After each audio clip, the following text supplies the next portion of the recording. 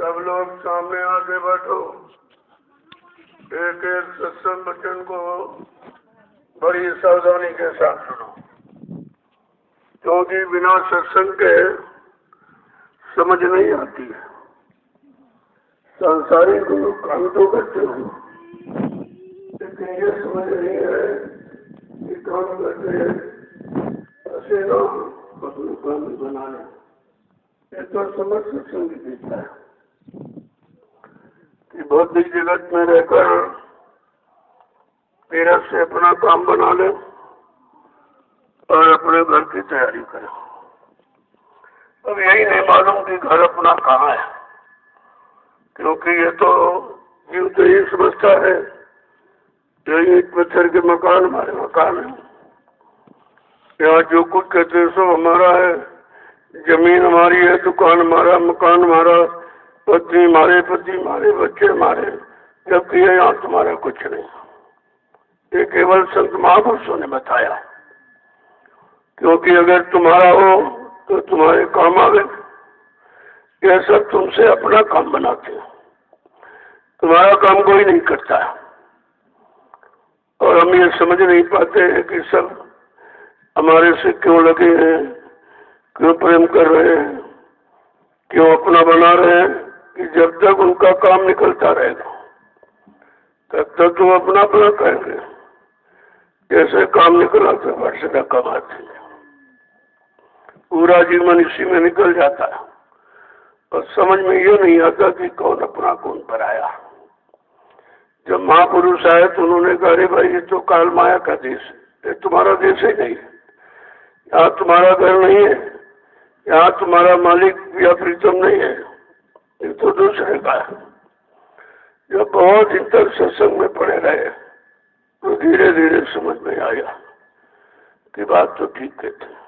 जब ठोकर लगी था, धक्का मार दिया, तब समझ में आ रहा है धोखा हो गया, जीवन से बेकार चला गया। यही नहीं समझ पाया कि अपना कौन पराया कौन। जब कलयुग में संत पधारे तब उन्होंने ये सच्चाई का रास्ता बताया कि वो काल माया ये तो झूठा है, और उसी में हमें आपको उसने फंसाने का ये सब काम किया है। तमाम तरह के साधन बना दिए, तमाम तरह की व्यवस्थाएं बना दी कि किसी तरह ये फंस जाए, और हम ये समझ नहीं पाए कि हमारे लिए फंसाने का एक जाल बना रहा। हम समझते थे भाई ये कोई साधन है, वो हमारी मदद कर रहा, हमारा सहयोग कर रहा है। वो तुम्हारी मदद सहयोग नहीं कर रहा, वो तुमको फंसाने के लिए जाल बना रहा। इन कर्मों के जाल को बिना संत महापुरुषों के किसी ने समझा नहीं। जब ऋषि मुनि हजारों बरस तपस्या करते रहे, वो भी कर्मों के जाल में से अलग नहीं हो पाया। और जितने आए यहाँ वो 3-3 युगों की बात कहते हैं, एक दिन की बात नहीं है। 3-3 युगों से जितने आए ये सब फंसे रहे, और फंसने की बात तुमसे कही है। तो कहा जब सत्संग में आओ तो एक एक वचन को सुनो तो तुमको अपने बचने का रास्ता मिल जाएगा कि हमको चलो फंस तो गए, लेकिन हम इससे बचे कैसे। तो रास्ता बताते हैं कि पहले सत्संग वचनों को सुनो कि हम कहाँ कहाँ कैसे कैसे फंसे, और फंस करके कैसे कैसे निकलेंगे। पहले तो सत्संग सुनो, सत्संग सब जानकारी देगा, फंसने की जानकारी और निकलने की जानकारी। और इसके बाद जब जानकारी हो जाएगी तब कहो कि जो इतने दिन फंसे रहे तो बहुत वजह लग गया, कि वजह से कैसे हम अलग हो, तो कहा भी सेवा करो। तो सेवा में आपको लगा दिया। सेवा तो हम आप करते रहे, परिवार की, समाज की, देश की, बाल बच्चों की, इसकी और उसकी, लेकिन ये परमार्थी सेवा नहीं थी। ये तो तुम्हारे स्वार्थ लोभ लालच भी थे कि जिसका ले लिया उसका दिया नहीं, खा लिया खिलाया नहीं। तो उसने एक रास्ता बता दिया, भाई हम अपना कर्जा ले लेंगे, तुम चाहे जैसे रो के दो, चिल्ला के दो, कैसे भी दो, मैं अपना कर्जा ले लूंगा। तो बात ये समझ में जब आई, लेकिन संत महापुरुषों ने कहा चलो कर्जा भी साथ साथ में निपट जाए और कुछ पूंजी इकट्ठा कर लो।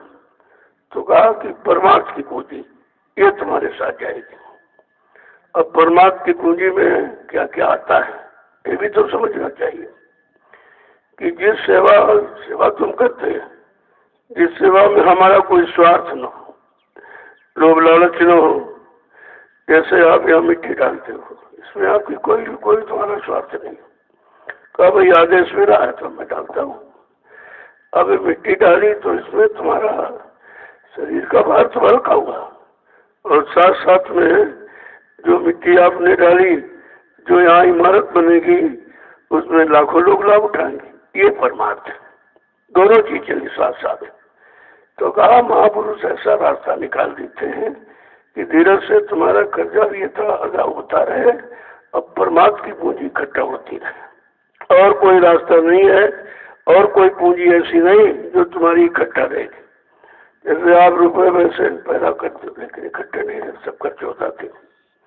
जो भी आप सामान यहाँ जोड़ते हो सब खर्च हो जाता है, क्योंकि ये पूंजी उधर की नहीं है, ये इधर की है। और ये पूंजी जब इधर की हमको मिल गई तो इसी हम फंस गए कि भाई हमारा है, पैसा हमारा है, ये हमारा, वो हमारा, वो हमारा। लेकिन संत महापुरुषों ने कहा भाई तुम्हारा होता तो तुम्हारे साथ जाता, तुम्हारे साथ कुछ नहीं जा रहा। ये शरीर भी तुम्हारा नहीं है, भी साथ नहीं जा रहा। इस शरीर के लिए तुम रातों दिन इसी में लगे हो, इसको खिलाने में, पिलाने में, सजाने में सारा समय तुमने नष्ट कर दिया, ये भी तुम्हारा नहीं हुआ। अंत में इसने भी धोखा दे दिया और बिना बताए चला गया। कोई किसी बात कोई वारंट आती है कि भाई नहीं शरीर आप खाली करिए, वारंट तो आती लेकिन उसे हम समझते नहीं। कितनी तरह की वारंट भेजता है। पहली वारंट कल बाल काले से सफेद हो गए, आंखों में इतनी रोशनी थी, बारीकी देखते था वो मुट्ठी की नहीं दिखाई दी नहीं, ये दूसरी वारंट। तीसरा कानों से बहुत धीमी आवाज सुन लेते थे, अब नहीं सुनाई दे रही, ये चौथी तीसरी वारंट हो गई। दांतों से बड़ा मोटा कड़ा भी चबा लेते थे, अब मुलायम भी नहीं खाया जा रहा, ये चौथी वारंट है। पहले पैरों से खूब दौड़ते थे, भागते थे, अब इसे चला नहीं जा रहा है, इस तरफ थक गए हैं। हाथों से बड़े बड़े वजन उठाते थे, अब मतलब यानी कुछ उठाया नहीं जा रहा। मन से भी बड़ा संकल्प भी करते थे, कहते कुछ याद नहीं रहता, सब भूल जाते। ये वारंटी ही है, लेकिन हम इसको समझते नहीं। क्यों नहीं समझते? किसी ने समझाया नहीं, किसी ने बताया नहीं। लेकिन संत महापुरुष जब आए तो उन्होंने सब बताया कि देखो सामान चल चुके, तुम भी चलने वाले हो। जैसे जो जिसका रिटायरमेंट होता है पहले वो सामान भेजता है, बाद में बना जाता। अब ये शरीर का रिटायरमेंट होना है, इसलिए सामान पहले छीन लिए। आंखों का देखना, कानों का सुनना, दांतों का चबाना, पैरों का चलना, हाथों का मतलब उठाना, ये सामान चल चुके, तुम भी चलने वाले हो। लेकिन हम इसको मानते ही नहीं कि सामान चलेगा, हम उसकी व्यवस्था करते हैं। बाल काले थे, सफेद हो गए तो डाई लगाने लगे, क्या इससे हो जाएगा कुछ? अरे आंखों से कम दिखाई देगा, चश्मा लगा लो। कानों से कम सुनाई कर मशीन लगा लो। दांतों दांत कहते वो कहते आर्टिफिशियल लगा लो। हम उसकी व्यवस्था कर रहे हैं, जबकि अगर ये समझने नहीं भाई सामान ये चल चुके, तुमको जाना पड़ेगा, तो ये धीरे धीरे बात समझ में जब आएगी, जब आप सत्संगों में आना शुरू करोगे। क्योंकि और कहीं ये सीख नहीं है। कोई भागवत है, कोई पुराण है, कोई वेद है, और किसी ने किताब कोई लिख दी, उसको पढ़ लिया, तो इसमें आपको मिलेगा कुछ नहीं। क्योंकि उनको उनका अनुभव जो खुद ही फंसे पड़े, वो फंसने का अनुभव लिखते हैं, निकलने का नहीं उनके पास है। इसलिए कहा जब जब संत जगत में आवे, खोज भाग उनके डिंग जाओ, आजी लो गिरो चरणों में, करो बंदगी निस्दिन लाए। जब संत महापुरुष आ जाए, पता चल जाए, तो फौरन उनकी खोज करो, वहां तुरंत जाओ। पता नहीं कौन सा वो रास्ता बता दे, सरल, वो बहुत सरल बताते, जो हम सब कर सकते हो। हमारी सब में जितनी शक्ति सामर्थ्य है, उसी के अनुसार वो रास्ता बता देते, और उसी रास्ते पर चलकर ये बड़ी मंजिल तय करा देते हैं। छोटी सेवा करा के बड़ा बोझा उतार देते हैं। लेकिन बात यह कि हम समझते नहीं। समझते क्यों नहीं? ये समझदारी यहाँ कहीं रही नहीं। अब ये 750 वर्षों से संतों का सिलसिला चला है, इसके पहले तो आए नहीं थे, तब सही जानकारी थी नहीं आपको। जय गुरुदेव, जय गुरुदेव, जय गुरुदेव, जय गुरुदेव। जय गुरुदेव। नाम किसका? प्रभु का। जय गुरुदेव। नाम किसका? प्रभु का। जय गुरुदेव। नाम किसका? प्रभु का।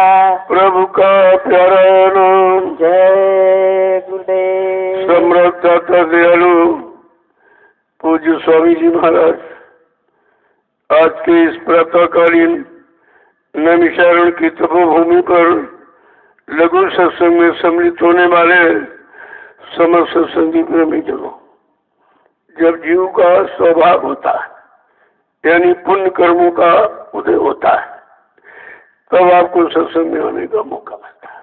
कितना समय निकल जाता है कि सत्संग में ऐसे नहीं आ सकते। पुण्य पुंज बिन मिले न संता, और संत बिना सूझे नहीं पंथा। बिना पुण्य कर्मों के संत महात्माओं का मिलन होता नहीं है, और जब तक संत महापुरुष नहीं मिलेंगे आपको अपने जीवन का असली राज नहीं मिलेगा कि हमको परमात्मा ने मनुष्य शरीर क्यों दिया, जबकि उसके पास तो 484 लाख योनियों शरीर कोई दे सकता था, लेकिन मनुष्य शरीर क्यों दिया। बस इसी मनुष्य शरीर के लिए यहाँ सबको लिखा पड़ी की गई।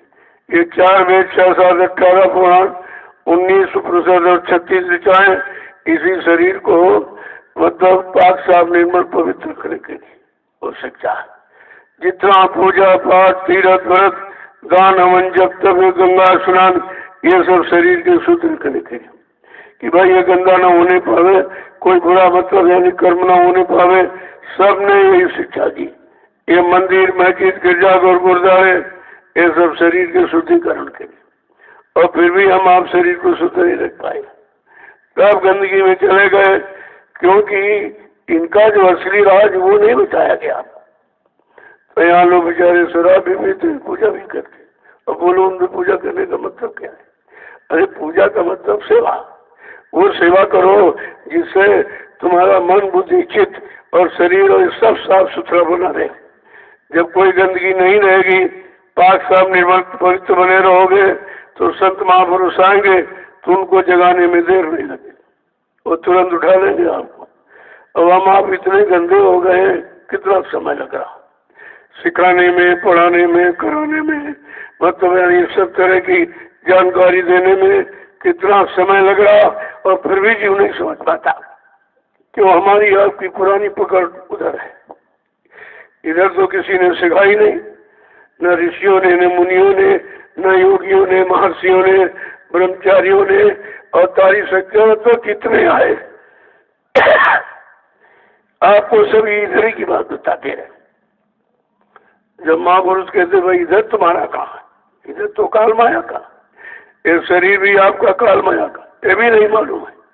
अगर ये मालूम हो शरीर दूसरे का, तो इतनी हिफाजत इतना समय थोड़ी आप इसमें खराब करोगे। ये तो सत्संग में जब आए तब आपको पता चला कि ये शरीर भी तुम्हारा नहीं है, काल माया का।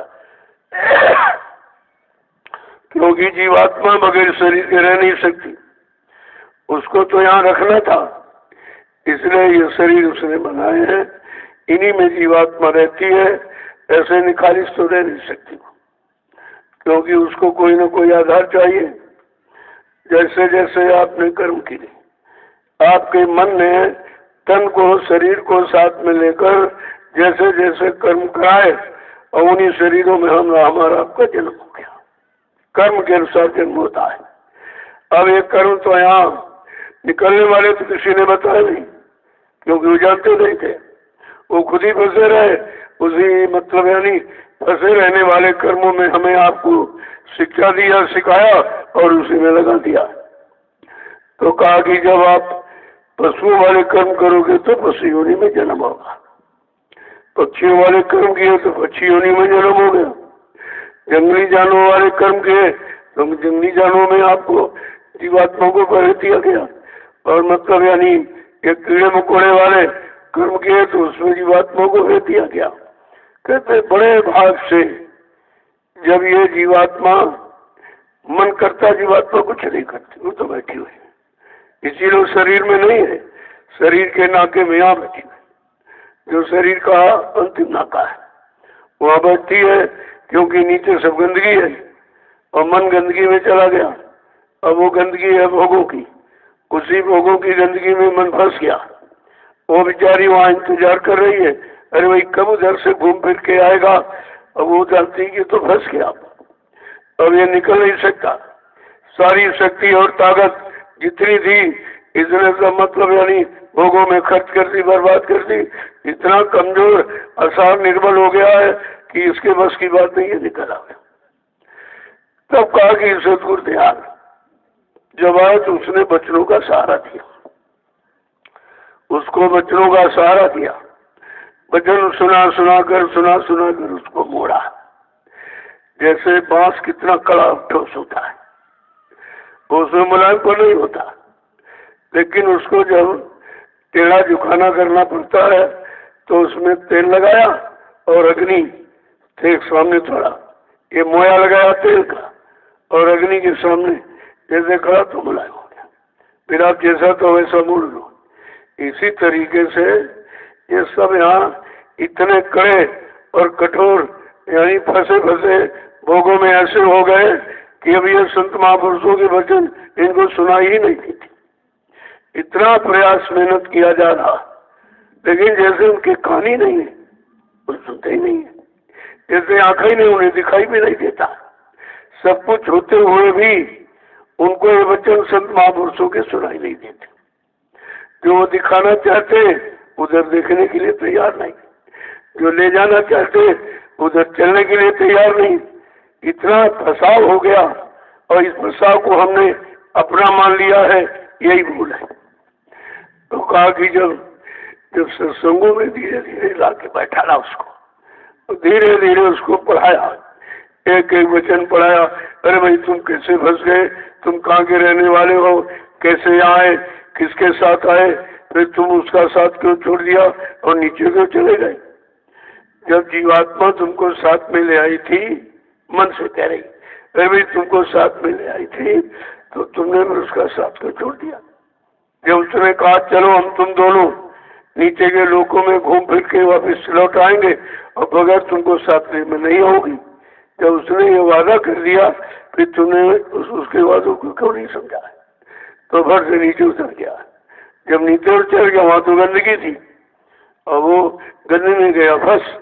अब इतना फंस गया है कि सारी ताकत और शरीर की शक्ति सब नीचे उठ गई, कुछ नहीं बचा। तब कहता भाई ठीक है। अब वो जीवात्मा उसका इंतजार कर रही है, समझाती भी है। तो कह रहा कि भोग वासना मुझ में भरी, मुँह से सत्संग क्यों न जाए। इतनी वासनाओं से मैं भर गया हूँ, सत्संग सुनाई तो देता लेकिन ये करना मेरे बस का नहीं। मैं इतना कमजोर हो गया हूँ, निर्बल हो गया हूँ। तो मतलब यानी इस तरह से वो सुनाते रहते, समझाते रहते और हम आप खाली सुनते रहते हो और पालन करना और बच्चों को लेना कहते बस की बात नहीं है। वो ठीक हमारे लिए कहते, लेकिन हमको ये समझ में नहीं आता कि हम कैसे उनके बच्चों को माने, कैसे समझे। तो कहते जब ताकत हो, अरे भाई तभी तो, जब करने की ताकत होगी तभी तो कर सकेंगे। सुनने से काम तो होगा नहीं, वो तो करने से होगा। तो समझा कि क्या कह रहे हैं कि सतगुरु कहे करो तुम सोई, सतगुरु कहे करो तुम सोई, सतगुरु कहे करो तुम सोई, सतगुरु कहे करो तुम सोई, मन के कहे चलो मत कोई, मन के कहे चलो मत कोई। ये सब क्यों कह रहे हैं? कहा तुम तीन ईगो से मन का कहना मान रहे हो, जो कहता है वही कर रहे हो। उसका कहना मान के तुम फंस गए हो। वो निकलने की सलाह नहीं देगा, फंसने की सलाह देगा। कहा जरा जो सतगुरु दयाल आए हैं वो तुम्हें निकलने की बात कह रहे हैं, तो कहा उनके वचनों को सुनो। क्या समझा के कह रहे हैं? ये कैसा कह रहे हैं? ये पाँव में गोते दिलवावे,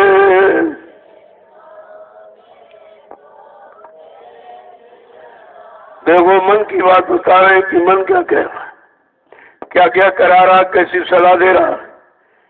कहा ये भाव में गोते दिलवावे, ये भाव में गोते भी लगावे, सतगुरु से बेमुख करवावे, सतगुरु से बेमुख करवावे। ऐसे ये मन भवसागर में गोते लगवाएगा और सतगुरु से दूर रखेगा, उसे दूर करेगा और भवसागर में गोते लगवाएगा। आगे क्या कह रहे हैं कि काल चक्र में अब सब घुमावे, काल चक्र में सब काल चक्र में तुम्हें घुमावे, काल चक्र में तुम्हें घुमावे, मोह जाल में बहुत फंसावे, मोह जाल में बहुत फंसावे। देखो मन की करनी बता रहे हैं कि मन जो काल माया ने कर्मों का जाल बनाया, उसी जाल में तुमको डाल करके खूब घुमाएगा, इन्हीं में जन्म दिलाएगा, जन्म और मरण, जन्म और मरण, इसी में तुम्हारा सब समय खर्च करता रहेगा। और क्या कह रहे हैं? मोह जाल में बहुत फंसावे। मोह का जाल भी है कि जिसमें आप फंसाएगा ताकि तुम निकल ना पाओ। देखो मन की करनी है ये और सदगुरु की करनी है। अब तुम किसकी करनी मान रहे हो? मन की मान रहे हो कि गुरु करनी मान रहे हो? गुरु की बात तो तुम्हें सुनाई नहीं देती, उनकी बात तुम्हारी समझ में आती नहीं, क्योंकि तुम्हारा मन समझने के लिए तैयार नहीं। और सोचता अगर सतगुरु की बात मानूंगा तो ये सब मौज मस्ती खत्म करा देंगे। बाकी क्या करें कि मित्र न जानो बैरी पूरा,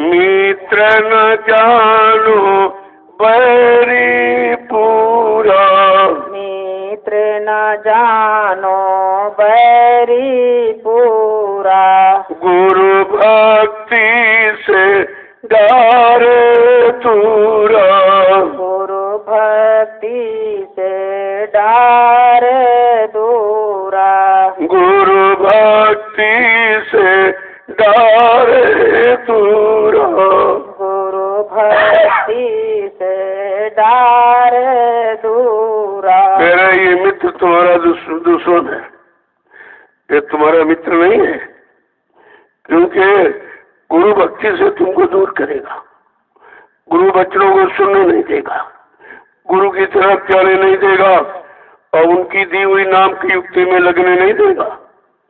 कहा इसको पूरा बैरी दुश्मन मानो अपना और तुम इसके साथी मानते हो, मित्र मानते हो, उसी का रात दिन कहना कर रहे हो, जो कह रहा उसी करने लगते हो।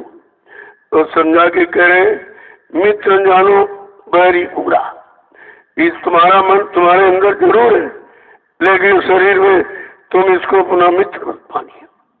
कितने युगों से तुम्हारा नुकसान कर रहा, कितने युगों से तुम्हें भगा रहा, सारी शक्ति ताकत शरीर की भोगों में खर्च करा रहा, नष्ट करा रहा। कहा इस मन को मित्र मत मानो, ये पूरा बैरी है और गुरु भक्ति से तुमको दूर करेगा।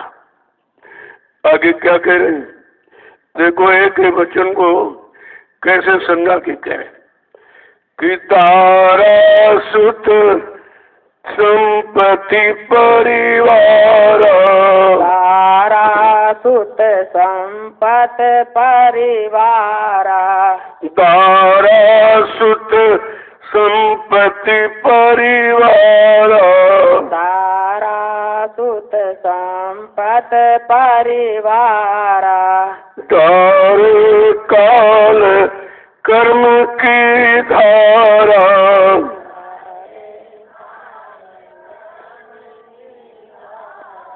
डाल काम क्रोध की धारा, तारे काम क्रोध की धारा। कहते हैं ये फंसाएगा किसमें? दारा माने स्त्री, सुत माने बेटा और धन और दौलत, इसी में तुमको फंसा के रखेगा। और ये सब समान काल का है। ये फंसने वाला जिसको तुम अपना कह रहे हो, कहा पत्नी मिल गई, बेटा हो गया, परिवार बन गया, बड़े खुश होते हो। तुमको ये नहीं मालूम है परिवार, जब आंखों में परिवार हो जाता बगैर ऑपरेशन ठीक नहीं होता, दिखाई कुछ नहीं देता। और ये परिवार है, क्या ये परिवार तुम्हें और कुछ दिखने देगा? गुरु की तरफ जाने देगा? गुरु बच्चों को सुनने मानने देगा? गुरु की भक्ति तुम्हें करने देगा? काट डाले काम क्रोध की धारा, ये निरंतर तुमको काम क्रोध की धारा में डालता बहाता रहेगा, तुम्हें निकलने का मौका नहीं देगा। आगे क्या करें कि इंद्री भोग बास भर मावे, इंद्री भोग बस भर मावे, इंद्री भोग बास भर मावे, इंद्री भोग बास भर मावे, भक्ति विवेक नाश करवावे, भक्ति विवेक नाश करवावे, भक्ति विवेक नाश करवावे, भक्ति विवेक नाश करवावे। का इंद्रियों के भोगों में बार बार तुमको भ्रमित करेगा, इससे निकलने नहीं देगा। और क्या करे, भक्ति और विवेक ये नष्ट करा देगा कि तुम गुरु की भक्ति कर सको या बुद्धि में विवेक ज्ञान उनके वचन सुनने मानने का पैदा हो जाए, ये भी नहीं करने देगा। देखो कितना बड़ा दुश्मन है ये, जिसको हम कितने युगों से अपना मान बैठे और उसी की सलाह मान रहे कि सतगुरु प्रीतम मिले न जब तक, सतगुरु प्रीति मिले ना जब तक, सतगुरु प्रीतम मिले न जब तक, सतगुरु प्रीतम मिले ना जब तक, कभी न छूटो मन कौतुक से, कभी न छूटो मन के दुख से, कभी न छूटे मन कौतुक से, कभी न छूटे मन कौतुक। कहा ये छुटकारा कौन दिलाएगा? कहा जब तक सतगुरु प्रीतम नहीं मिलेगा। जैसे जब तक पति नहीं मिलता है तो परिवार से और सामानों से कौन मिलाता आपको, ऐसे जब सतगुरु प्रिया प्रीतम जो तुम्हारी जीवात्मा के मालिक है, प्रिया प्रीतम है, जब तक वो नहीं मिलेंगे तो इस मन के कौतिक माने खेल से तुम कभी छुटकारा नहीं पा सकते। ये तरह तरह से तुमको बहकाएगा, भरमाएगा, ले जाएगा, बहुत सागर में गोते लगाएगा, तुम्हें निकलने का अवसर नहीं देगा और गुरु भक्ति से बहुत दूर करेगा। तो आगे क्या कह रहे कि चल बल मन के कहाँ लग वरणू, मन के छल बल कहाँ लोग, चल बल मन के कहाँ लगे भरनू। छल बल मन के कहाँ लगे भरनू। इतना समझा के कह रहे हैं कि मन के छल प्रपंच को मैं कहाँ तो वर्णन करूं कि तुम्हारे साथ कितना छल प्रपंच और कपट कर रहा, आज से नहीं 3 युगों से। इससे बड़ा कौन दुश्मन है जो 3 युगों से तुमको परेशान कर रहा, लेकिन हम कभी मानने को तैयार नहीं। क्या कह रहे हैं? समझा के कह रहे हैं कि मतलब यानी इस सदगुरु मिले जब तक कभी न छूटो मन कौतुक से। और आगे कह रहे छल बल मन के कहाँ लग भरूं कि छल बल मन के कहाँ लग भरूं। छल बल मन के कहाँ लग भरनू। ऋषि मुनि कोई जान न मरमू। ऋषि मुनि कोई जान न मरमू। ऋषि मुनि कोई जान न मरमू। ऋषि मुनि कोई जान न मरमू। इस मन के छल कपट को कहाँ से वर्णन करूं जब ऋषि मुनि हजारों वर्ष तपस्या करके इसका मर्म नहीं जान पाए। वो भी बेचारे इसी के चाल और जाल में फंस के रह गए, वो भी नहीं निकल पाए। हजारों वर्ष तपस्या करके भी इस मन ने उनको निकलने नहीं दिया। मन तो उसके भी अंदर बैठा हुआ। अरे तुम कहीं चले जाओ घर गृहस्थी परिवार छोड़कर, तो तुम जा रहे हो लेकिन मनीराम तो साथ ही जा रहा, वहां भी तुमको परेशान करेगा। जहाँ जाओगे वहाँ वही जो वो करता वही कराएगा, वहाँ आपको बेचैन करेगा। इसलिए संत महापुरुषों ने कहा भाई कहाँ जाओगे, क्या छोड़ के जाओगे? जो छोड़ना हो तो तुम्हारे साथ ही लगा। और वो मन भी साथ लगा है, और मन के जितने कौतुक है वो भी काम करो, लोभ मोह अहंकार ईर्ष्या राग जो वो भी साथे लगे। तुमने छोड़ा क्या? कहो घर गृहस्थी परिवार छोड़ी। अरे घर गृहस्थी परिवार छोड़ा, लेकिन मन का परिवार तो साथ ही जा रहा, जो तुम्हें तंग कर रहा, तुम्हें परेशान कर रहा। देखो कितनी समझ कैसे कैसे बताते। जहाँ जहाँ हमारा आत्मा मन अटका है, भटका है, खराब है, फंसा है, ये सब जानकारी दे रहे हैं कि तात सतगुरु खोजो निज को। तात सतगुरु खोजो निज को। तात सतगुरु खोजो निज को।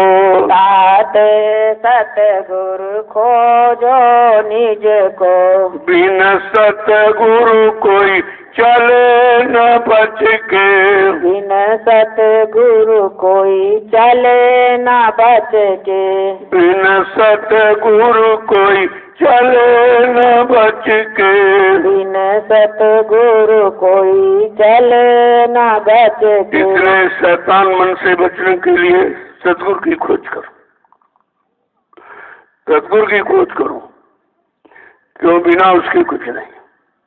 क्योंकि जो जानकार है, जिसका मन पर कंट्रोल नियंत्रण मन को अपने कब्जे में किए हैं, जब वो मिल जाएंगे तो मन की इन करतूतों से तुमको बचा लेंगे। कहते बिन सतगुरु को ही चले न बच के। इसीलिए कलयुग के जीवों के लिए कहा, समझा करके कहा कि जो जो भजन भक्ति से चूके तिनके मुख जम पल पल थूके। ऐसी कुगति होएगी सबकी जो नहीं धारे उस सतगुरु की। सतगुरु बिना कोई नहीं बाँचे और नाम बिना 84 नाचे। तो वह पूरा रास्ता खोल दिया कि बिना सतगुरु के किसी के पास नाम है नहीं। जो नाम तुम्हारा काम करेगा, काम को लोभ मोह अहंकार से बचाएगा, मन और जीवात्मा दोनों को निकाल कर घर पहुंचाएगा। कहा जब तक वो नाम भेदी शब्द भेदी सतगुरु नहीं मिलेंगे तब तक काम तुम्हारा कोई नहीं कर सकता। ये नहीं आगे नाम के लिए सतगुरु तो क्या सतगुरु हो गया? सतगुरु कोई लिखा पढ़ी का विषय नहीं है, वो तो कर्म का। कह रहे कि ऐसे सतगुरु की खोज करो, क्योंकि बिना सतगुरु के इस मन की चाल से कोई बच नहीं सकता। जब ऋषि मुनि योगी महर्ष और तारी सकता बड़े बड़े ब्रह्मचारी और वक्तव्य नहीं बच पाए तो हम सब कलयुग के कमजोर गंदे जीव कैसे बचेंगे।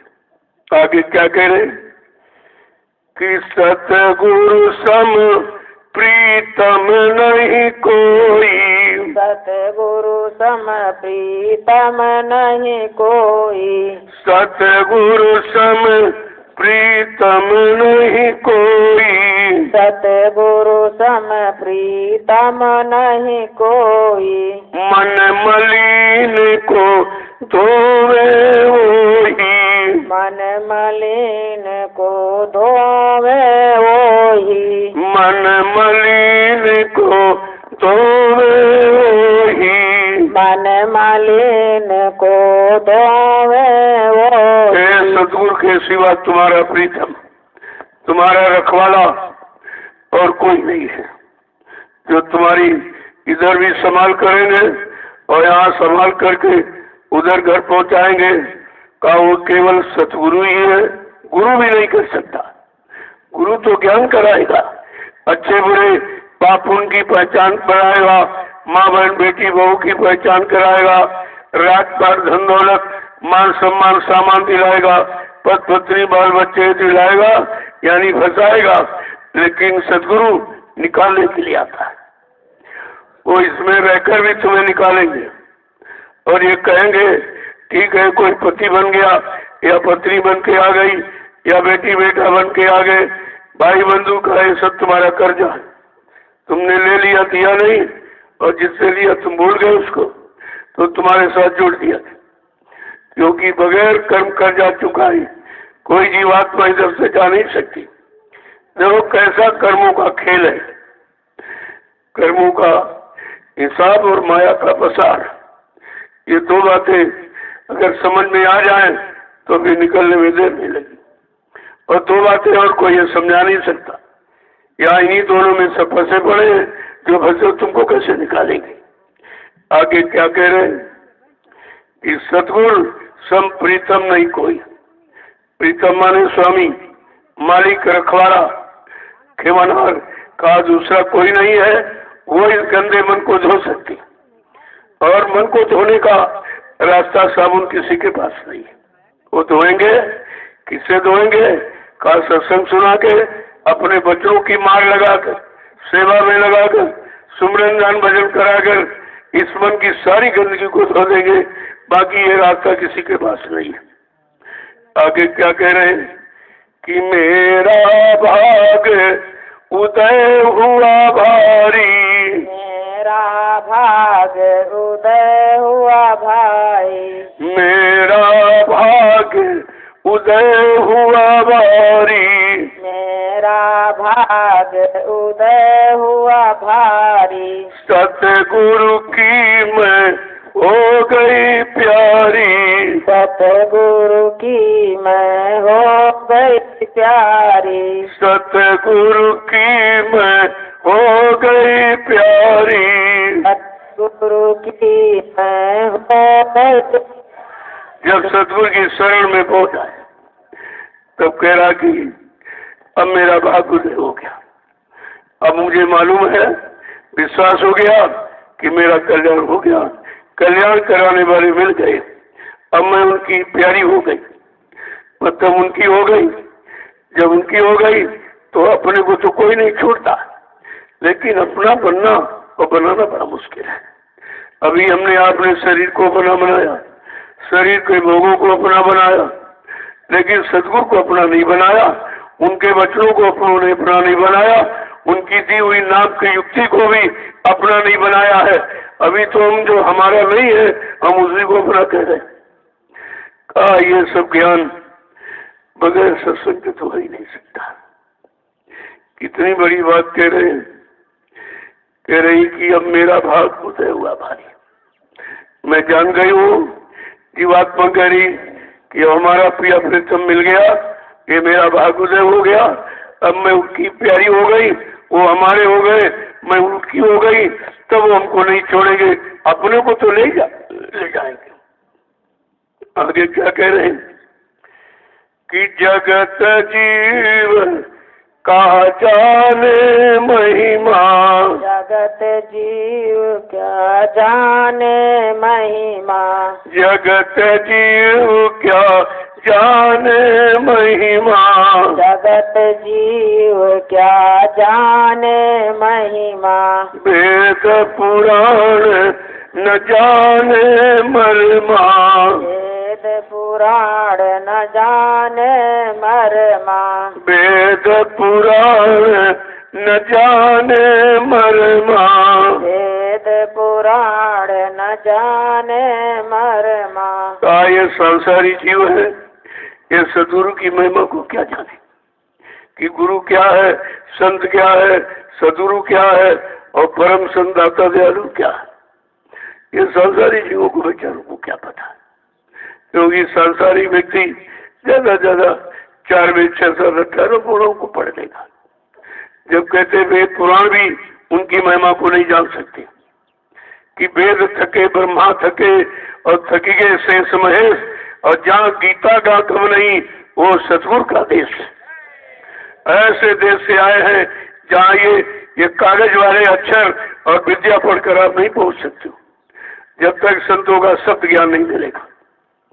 आगे क्या कह रहे हैं कि ज्ञानी जोगी सब थक हारे, ज्ञानी जोगी सब थक हारे, ज्ञानी जोगी सब थक हारे, ज्ञानी जोगी सब थक हारे, सतगुरु महिमा कोई न विचारे, सतगुरु महिमा कोई न विचारे, सतगुरु महिमा कोई न विचारे, सतगुरु महिमा कोई न विचारे। अब यही बताएंगे कौन कौन हार गए जिनको हमने सर्वोपरि माना, ज्ञानी है, ध्यानी है, ब्रह्मचारी है, काये भी महिमा से बहुत दूर बैठे, इनको सदगुरु की महिमा नहीं मालूम है और कहते कि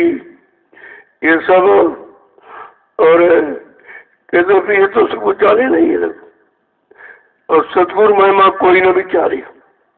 ये सब ज्ञानी जोगी, ज्ञानी अक्षर पढ़कर शारीरिक मतलब जोग करके सब हार गए, लेकिन सदगुरु नहीं मिला, इनसे थोड़ी मिलता है। कहते मतलब यानी ये सब हार गए, क्योंकि जहाँ जहाँ हमारा आपका लगाव है, जिनको हमने आपने सर्वश्रेष्ठ माना कि इसके अलावा और कोई नहीं, उसको कह रहे ये सब हारे। ये बेचारे सब हार गए तो इन्होंने सदगुरु को पाया नहीं, क्योंकि सदगुरु तो किसी के बुलाए थोड़ी आएगा, वो अपनी इच्छा से आते, अपनी इच्छा से आएंगे। कहा सदगुरु महिमा कोई न विचारे, इनके विचार में सदगुरु की महिमा ही नहीं कि सदगुरु क्या है, क्योंकि यहाँ ज्यादा ज्यादा तुम्हें गुरु से बताया गया, वो भी संसारी गुरु, शारीरिक गुरु, भोगों का गुरु, ये मतलब यानी दिलाने बताने वाला, लेकिन आत्मिक गुरु तो नहीं मिला। जब तक आत्मिक गुरु नहीं मिलेगा तब तक आपको इधर और उधर दोनों तरफ समझ पैदा नहीं होगी। आगे क्या करें कि तात सतगुरु शरण पुकारूं, सतगुरु शरण पुकारूं, ताते सतगुरु शरण पुकारूं, ताते सतगुरु शरण पुकारूं, आरत उनकी नति प्रतिधारूं, आरती उनकी नित प्रतिधारूं, आरत उनकी नित प्रतिधारूं, आरती उनकी नित प्रतिधारूं। इसलिए मैं उन सर्वरक्षक जो सबकी रक्षा करने, सबकी हिफाजत करने आए, सारे जीवों को काल माया के देश से निकाल कर घर पहुंचाने आए, कहा उनकी शरण में मैं बार बार पुकार के कहता हूँ उनकी शरण में चले जाओ, वहाँ तुम्हारा ये सब काम हो जाएगा। जितना बिगड़ा काम वो आपका काम बना देंगे, लेकिन बिना सदगुरु के ये काम कोई कर नहीं सकता। सत्य का गुरु, ये तो झूठ वाले गुरु मिले जो इधर की बातें, काल माया की बातें, काल माया के भोगों में बताते हैं कि राज मिल जाएगा, पाठ मिल जाएगा, धन दौलत औरत पत्नी बाल बच्चे मिल जाएंगे। अरे इधर कहा, ये सब झूठा मिलाते रहे, काल से मिलाते रहे। और जीवात्मा तो दयाल की है, जब तक कोई दयाल देश से दयाल सदगुरु नहीं आएगा तब तक जीवात्मा को दयाल देश कोई नहीं पहुंचा सकता और काल से छुटकारा भी नहीं दिला सकता। इसलिए उनकी आरती नित्य प्रत्यारो। आरती में तो समझते, आरती में चिराग घुमाना नहीं, आरत भाव से, दीन भाव से, एकदम अपने को आशा निर्बल कमजोर समझो। दीन गरीबी धार तेरे भले की कहूँ, और मान प्रतिष्ठा छोड़ तेरे भले की कहूँ। लाभ और मान क्यों चाहे, पड़ेगा सब तुझे देना। हम तो सर इसी में फंसे, ये लाभ मिल जाए, वो लाभ मिल जाए, ये मान मिल जाए, सम्मान मिल जाए, सामान मिल जाए। कहते हैं ये सब काल का कर्जा ही है, और इस कर्जे से जब तक कोई मुक्त कराने वाला, छुटकारा दिलाने वाला, सही सच्चा रास्ता बताने वाला नहीं मिलेगा तब तक तो कोई काम करा ही नहीं सकता। आगे क्या कह रहे हैं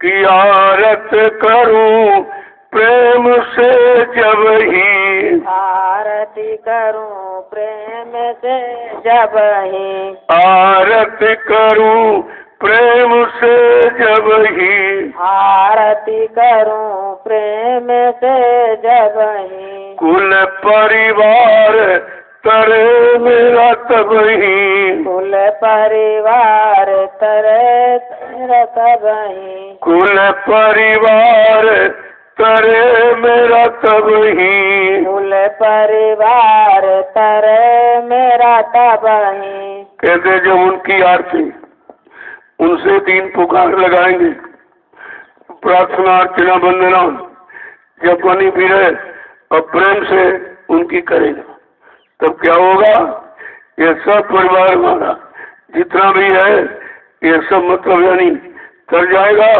यानी इसको भी सारा मिल जाएगा, रास्ता मिल जाएगा। आगे क्या कह रहे हैं कि आरत विधि अब करूं सिंगारा, आरत विधि अब करूं सिंगारा, आरत विधि अब करूं सिंगारा, आरत विधि अब करूं सिंगारा, सतगुरु मेरे हुए दयाला, सतगुरु मेरे हुए दयाला, सतगुरु मेरे हुए दयाला, सतगुरु मेरे हुए दयाला। आज जब विधि विधान से आरती की, विधि विधान का मतलब है कि मन बुद्धि चित्त सबको लगाकर, ये नहीं कि थाल सजाया और घी और बत्ती लगा दी का ये आरती नहीं। मेरे भी जब इसको साथ में लेकर के और मन बुद्धि चित्त को जब लगाकर हम आरती करेंगे, यानी दीन पुकार गुहार लगाएंगे, तब का वो मेरा सब काम करते।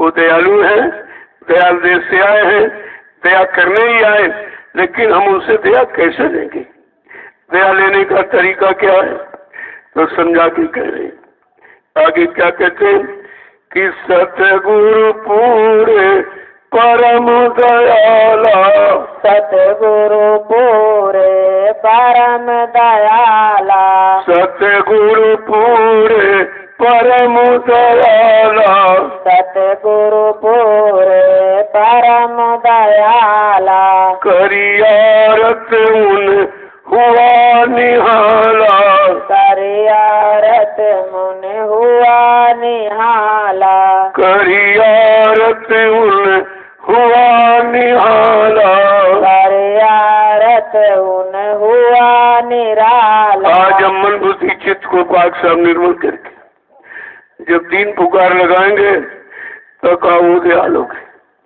वो मतलब यानी दया के सागर खुश हो गए और हम सब पर दया कर दिया, दया कर दिया और हमको निहाल कर दिया, यानी यहाँ से निकाल करके अपने घर पहुंचा दिया। लेकिन बगैर मन बुद्धि चित्त साफ किए, ये जो मुंह से गाते जाते नहीं है, ये तो बनावट है, इससे कुछ होने वाला नहीं। अंदर में, अंदर घाट पर बैठकर मन बुद्धि चित्त को पाक साफ निर्मल पवित्र करके जब पुकार गुहार लगाओगे वो सुनते, वो पुकार सुनते, ये नकली वाली नहीं सुनते। ये तो बनावट में आप कहते हो, गाना गाते हो, वहाँ गाना नहीं है, वहाँ बेगाना होना है, वहाँ राग नहीं है, विशुद्ध वैराग है। ये सब चीजें जब समझ में आएगी जब आप सत्संगों में आना शुरू करो। अभी तुम्हें पता ही नहीं कि हम कर क्या रहे, और जो कर रहे उसी को सही मान रहे। जब सही वो है तो सही दिशा और सही रास्ता क्यों नहीं मिल रहा, और सही सच्चे घर हम क्यों नहीं पहुंच पाए अभी तक? इसका मतलब है ये सही रास्ता नहीं था, ये सही ठिकाना नहीं था। इसलिए कहा वो सही और सत्य की जानकारी कहा सतगुरु देगा, गुरु के पास नहीं, सतगुरु के पास। जब सतगुरु मिल जाएंगे और दया करेंगे। दया कब करेंगे? जब तुम दीनता से, आरत भाव कहते दीनता से पुकार गुहार लगाओगे, मन बुद्धि चित्त को साफ करके। गंदगी में कोई पूजा स्वीकार नहीं होती। और यहाँ सब गंदे कैसे पूजा करते, शराबी पीते कैसे पूजा करते, मुर्गा मीट खाते कहते मतलब हम रामायण गीता पढ़ते। अरे ये भी करो, ये तो काम जो कर रहे हो ये उसको गंदा कर रहे हो, ये भी कलंक लगा रहे हो, इसकी भी सजा मिलेगी। तुम इन पाक साफ दिलों से अगर ये करते रहते तो अब तक आपको लाभ मिल जाता।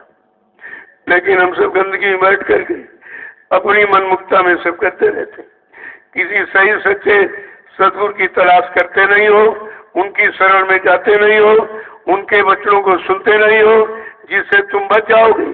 उनके वचन इधर भी तुम्हें यानी सुरक्षित बचा के रखेंगे और उधर भी तुम्हें सुरक्षित सब लोगों से बचा के सतलोक पहुंचा देंगे। उनका ये काम है। और ये बात समझने के लिए करिए नित्य सत्संग, बाधा सकल मिटाए, फिर ऐसा अवसर ना मिले दुर्लभ न तन पाए। का हर रोज दर रोज प्रतिरोज सत्संग करो, सुनो सुनाओ पढ़ो पढ़ाओ नहीं करो। सुनने का, पढ़ने का, रटने का, सुनाने का कोई लाभ नहीं, लाभ है करने का।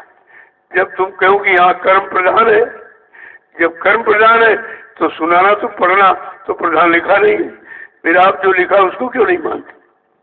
लिखा कर्म प्रधान और यहाँ से सुना रहे, कोई ये किताब पढ़ रहा, वो पढ़ रहा, इनको सुना रहा, उनको सुना रहा, और सुना करके उस किताब की कीमत अदा कर रहा कि उनके दान दक्षिणा रुपया पैसा ले रहा।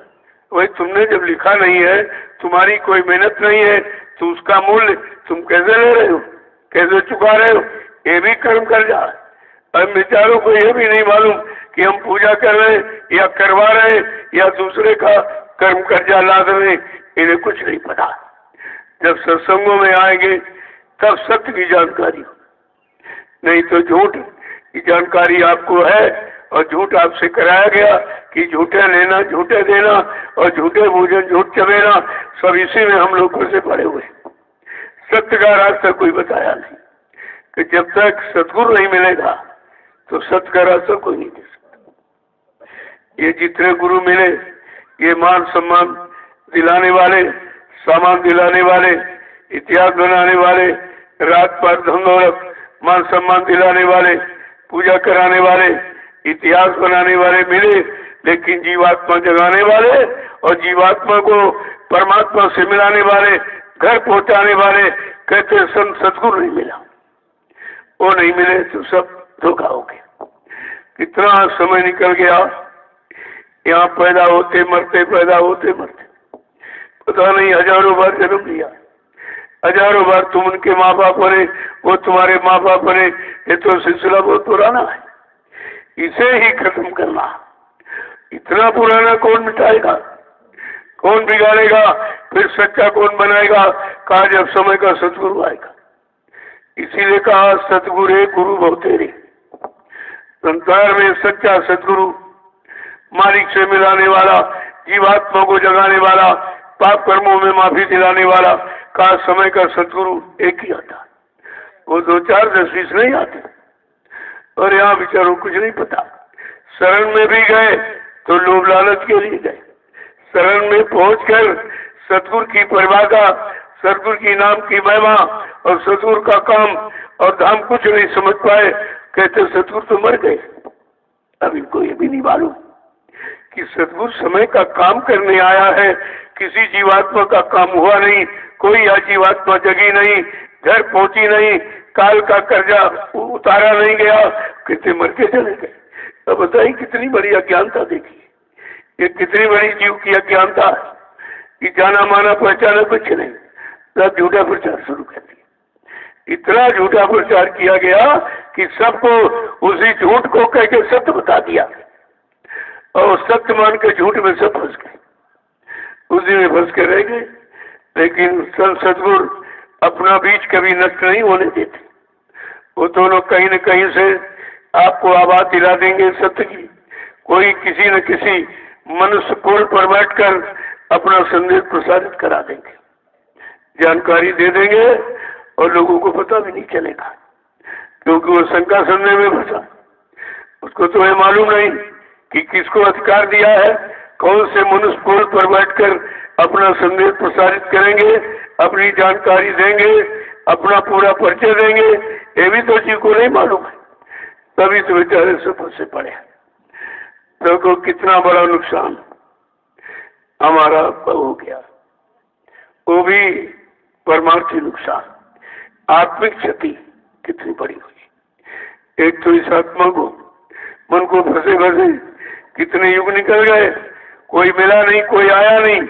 जब आया तो उसको आपने पहचान नहीं पाया, उससे अपने यानी मतलब की चीज आप ले नहीं पाए, अपना सच्चा सही रास्ता जीवात्मा को घर जाने पहुंचाने वाला वो भी आप नहीं ले पाए। सब बेचारे इसी भूल भरम में रह गए, मिला मिला कुछ नहीं। तो इसीलिए कहा भाई अपना ज्यादा समय सत्संग में दो। बहुत उधर करके देख लिया, समाज की सेवा, परिवार की सेवा, बाल बच्चों की सेवा, शरीरों की सेवा, भोगों की सेवा, सब करके देख लिया। अब जरा जीवात्मा की सेवा करो, ये भी काम है। असली काम तो यही है, क्योंकि जो परमात्मा ने आपको ये मनुष्य मंदिर दिया है वो केवल इसीलिए दिया था किसी सच्चे अच्छे जानकार सद्गुरु की तलाश करना। जब वो मिल जाएंगे उनकी खिदमत, उनकी सेवा, उनके बच्चों का पालन करो, हुकुम आदेश का, तो खुश हो जाएंगे। और किसी से खुश नहीं होते, तुम्हारे रुपए पैसे धन दौलत सामान से नहीं खुश। जब उनके आदेश हुकुम का पालन करोगे, बच्चों को मानोगे, उसी से खुश होकर तुम्हारा काम करते। अब यह है तुम्हारा इसीलिए ले लेते कि तुमको सही जगह लगाना मालूम नहीं, किससे कहाँ कर्म कर्जा लिया भी नहीं मालूम, कैसे उसकी अदायगी होगी या दिलाया जाएगा ये भी नहीं मालूम। तो कहते गुरु नहीं भूखा तेरे धन का, उन पर धन है नाम रतन का, गुरु तेरा उपकार करावे भूखे प्यासे को दिलवा। ये उपकार है कि जिसका खा लिया और भूल गए, खिलाया नहीं, ले लिया, दिया नहीं, भूल गए, तो वो लेन देन का कोई न कोई जरिया, कोई न कोई आधार वसीला बना देते। लेकिन हम उसको भी नहीं समझते। कहा तुम समझने की कोशिश मत करो, न शंका में चले जाओगे और उस परमार्थी काम से भी अलग हो जाओगे। इसलिए जो कहे वो करने लगो, उसी में तुम्हारा भला, क्योंकि तुम्हें तो मालूम नहीं है किसका लेन देन है, उनको मालूम है। इसलिए तुम्हारा संबंध उन्हीं से कराएंगे जिनसे कर्म कर्जा उतरना है, लेन देन पूरा कराना है। तभी तो कितने जन्मों का कर्म कर्जा है, एक जगह आपका एक ही जगह थोड़े समय में अदा करा देते। कोई बड़ा सा कार्यक्रम डाल दिया और सबको बुला लिया, उनको ही बुलावा आया है वही बुलाए जाएंगे, दूसरा नहीं आएगा। जिनसे आपका लेन देन पूरा होना है उन्हीं को बुलाएंगे और उन्हीं की सेवा करा करके तुम्हारा लेन देन पूरा करा देते। और तुमको पता भी नहीं चलता कि भाई किससे हमारा लेन देन है। और तुमने भंडारा चलाया, जिनकी तुमने सेवा की, क्या तुम उनको जानते थे? तो आप नहीं जानते थे। कहा नहीं भाई हमको भंडारे की सेवा मिली है, हम तो रोटी खिलाएंगे सबको। अब तुमको यही नहीं मालूम कि रोटी खिला रहे इनका हमने खाया है, मैं खा चुका हूँ, वही पूरा अदा कराया जाता। कितना गहन विषय है कर्मों का, अदायगी का। उसको कितना साधारण सरल करके हमारा कोई काम करा देते, क्योंकि जब तक कर्म कर्जा नहीं अदा होगा तो काल माया निकलने नहीं देगा। वो कहेगा कहाँ जा रहे हो, हमारा कर्जा तो दिए जाओ, तुमने ये कर्जा लिया, ये लिया, इनको मारा, इनको सताया, इनको झूठ बोले, चल कपट बेईमानी किया, हिंसा किया, ऐसा मत हो जानी, कहा ऐसा दिए जाओ, बगैर कर्म कर्जा चुकाए मैं किसी को निकलने नहीं दूंगा। यही उसका बंधन है और यही फंसाने का कर्मों का जाल उसने बनाया। जब उसने कर्म, पहले जीवात्मा आती थी निकल जाती, क्योंकि कोई कर्म किया नहीं था। सत्यलोक से आई, पाक सामने निर्मल पवित्र थी, आती थी चली जाती थी, आती थी चली जाती। कहने का अरे भाई ये क्या हो रहा, मैंने जिसके लिए हजारों वर्ष तपस्या किया ये तो बनीचा से आ रही चली जा रही। तो फिर से उसने विधान बना दिया, पहले विधान नहीं बनाया। जब देखा जीवात्माएं चली जा रही, कोई पूछता नहीं हमसे, और मैंने तपस्या की उसका मतलब क्या, तो फिर से उसने कर्मों का विधान बनाया, एक अच्छा एक बुरा, इसी को पाप पुण्य कहते। इसी कर्मों के विधान में हम सबको फंसा दिया, क्योंकि जब विधान बन गया तब आपने सोचा तेरा करके देखूं कि विधान क्या है। तो कभी आपने अच्छा किया, कभी बुरा किया, कभी पाप किया, कभी पुण्य किया, कभी सुख किया, कभी अशुभ किया। उसी पाप पुण्य के यानी कर्म जाल में, कर्मों की बेड़ी में हम आप करके खुद फंसे। लोगों कितना जटिल उसने बनाया है, और इस जाल को अच्छे नहीं समझ पाए। बड़े बड़े ऋषि मुनि योगी महर्षि और तारी शक्तियां ज्ञानी वैज्ञानी वो नहीं समझ पाए इसको। ऐसी उसकी कर्मों की विचित्र रचना है, बनाया उसने। लेकिन जब संत महापुरुष आए, कहते हैं काल ते मेरे कर्म के जाल को तोड़ दूंगा और बुरे जीवों को निकाल के ले जाऊंगा। उन्होंने संकल्प लिया। अब उनके संकल्प को हम नहीं समझ पाए कि संकल्प किसके लिए ले रहे, वो हमारी आपकी जीवात्मा को निकालने के। फिर भी हम उनको नहीं अपना मान पाए, क्योंकि हम पहचान नहीं पाए। तो जब सत्संग आते जाते रहोगे, सुनते रहोगे, तो धीरे धीरे उनकी और अपनी सब पहचान हो जाएगी। सत्संग दोनों तरफ का ज्ञान कराता, कहाँ फंसे हो उसका भी ज्ञान, कैसे निकलोगे उसका भी ज्ञान, कौन निकालेगा वो भी जानकारी है, सब देता है। इसीलिए कलयुग में सत्संग की महिमा। अब बेचारे जीव समझ ही नहीं पाते कि सत्संग क्या, सब तो कथा वार्ता समझते। कोई भाषण प्रवचन समझ रहा, कोई मनोरंजन समझ रहा, और सब उसी में जुटे पड़े। सत्संग की महिमा का कोई बिरला ही जानेगा।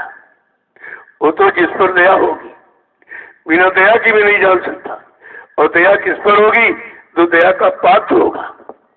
जो दया का बर्तन है उसी में दया परोसी जाएगी। गंदा संदा बर्तन लिए घूम रहे हो और रोने लगो, चिल्लाने लगो और प्रार्थना करने लगो, तो क्या गंदगी में कोई वस्तु परोसी जाएगी, जब तक उसको साफ नहीं कर दिया जाए। और साफ करने का तीन ही तरीका, कहा मैं 3 तरह का साबुन लगाऊंगा। बीमारी का, देखो कितनी बड़ी चीज बताई, कहा बीमारी देकर, तरह तरह की बीमारी देकर, और आपको यानी कर्जे से आपको निपटाऊंगा। क्योंकि और एक बात इसमें और भी है, जो सच्चे साधक हैं उनको दूसरों की बीमारी दी जाती है, क्योंकि वो कमजोर है, बीमारी दे जो तो छोड़ के चला जाएगा, बर्दाश्त नहीं कर सकता, तो उसकी भी बीमारी उनको दी जाती। बड़ा विचित्र कर्मों का लेन देन, इसे समझना किसी की बस की बात नहीं है। सोई जाने जे दे जनाई, और जानत तुम्हें तुम्हें हो जाए। वही जान पाएंगे जिनको जनाया जाएगा, जो जिनको जान जाएंगे वो उन्हीं के हो जाएंगे, फिर वो किसी का नहीं होता, वो किसी का नहीं होगा।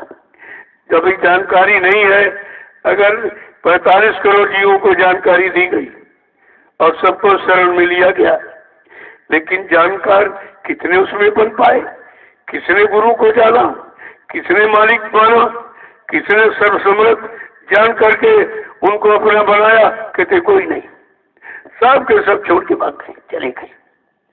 और मिला लेकिन कुछ लाभ नहीं मिला। लाभ दिलाने वाला तो मिला, लेकिन उससे लाभ लिया जाए कैसे, ये नहीं, ये जुक्ति नहीं ले पाए। ये रास्ता नहीं ले पाए, ये विश्वास नहीं कर पाए, तो बेचारे से भटक गए। तो कहते हैं कि भाई बिना सत्संग के कुछ नहीं होगा, बिन सत्संग विवेक न होई, राम कृपा बिन सुलभ न सोई। बिना सत्संग के, बिना सदगुरु के वचनों के आपको निरख परख पहचान अच्छे बुरे की हो ही नहीं सकती। तुम जो कर रहे हो उसी को अच्छा माने हो, क्या तुम्हारी समझ से अच्छा हो जाए, या तुम्हारे करने से अच्छा मान लिया जाएगा? अरे अच्छा जब होगा जब अच्छा और सच्चा बताने वाला मिलेगा, और अच्छाई सच्चाई का सच्चा भेद और ज्ञान करा देगा, तब तुम अच्छा और सच्चा भी समझ सकते हो। तुम तो अच्छे ही समझ के कर रहे हो। क्या चोर चोरी समझ के, पूरा समझ के थोड़ी करता है, अच्छे समझ के करता है। जितने भी पाप कर्म करते हो पहले अच्छे समझ के आप कर रहे हो कि अच्छा है, अच्छा अच्छा है, क्योंकि मन को जो अच्छा लगे वही अच्छा मान बैठो। अरे नहीं, मन को नहीं, जीवात्मा को जो अच्छा लगे वो अच्छा है, वो सच्चा है। अब जीवात्मा तो जगी नहीं, वो मन को जगा के बैठे हो। मन जाग गया तो भोगों की तलाश कर रहा, अगर जीवात्मा जाग गई तो मालिक की तलाश करेगी। दोनों की तलाश अलग अलग है। जय गुरुदेव, जय गुरुदेव, जय गुरुदेव, जय गुरुदेव, जय गुरुदेव। जय गुरुदेव। नाम किसका? प्रभु का। जय गुरुदेव। नाम किसका? प्रभु का। प्रभु का प्यारा नाम। जय गुरुदेव। जरा खड़े हो जाइए आप। देखो अभी नहीं, पीछे वाले खड़े हो पाए। और रोज ही बताया जाता है। जब रोज रोज पढ़ाया सिखाया बताया जा रहा, तब तो तुम्हारी समझ में आ ही नहीं रहा। और जिनको कभी मिला नहीं वो बेचारे क्या जाने, वो कैसे जान पाएंगे? तो बात को समझा करो। ये इशारे किसी और की तरफ, कहीं पे निगाहें कहीं पे इशारा, ऐसे थोड़ी है। बात तो यहाँ की है लेकिन काम उधर का है। ये शरीर अगर खड़ा होना जान जाए, खड़े तो रोज ही होते हो, लेकिन सब बुरे कर्मों के लिए।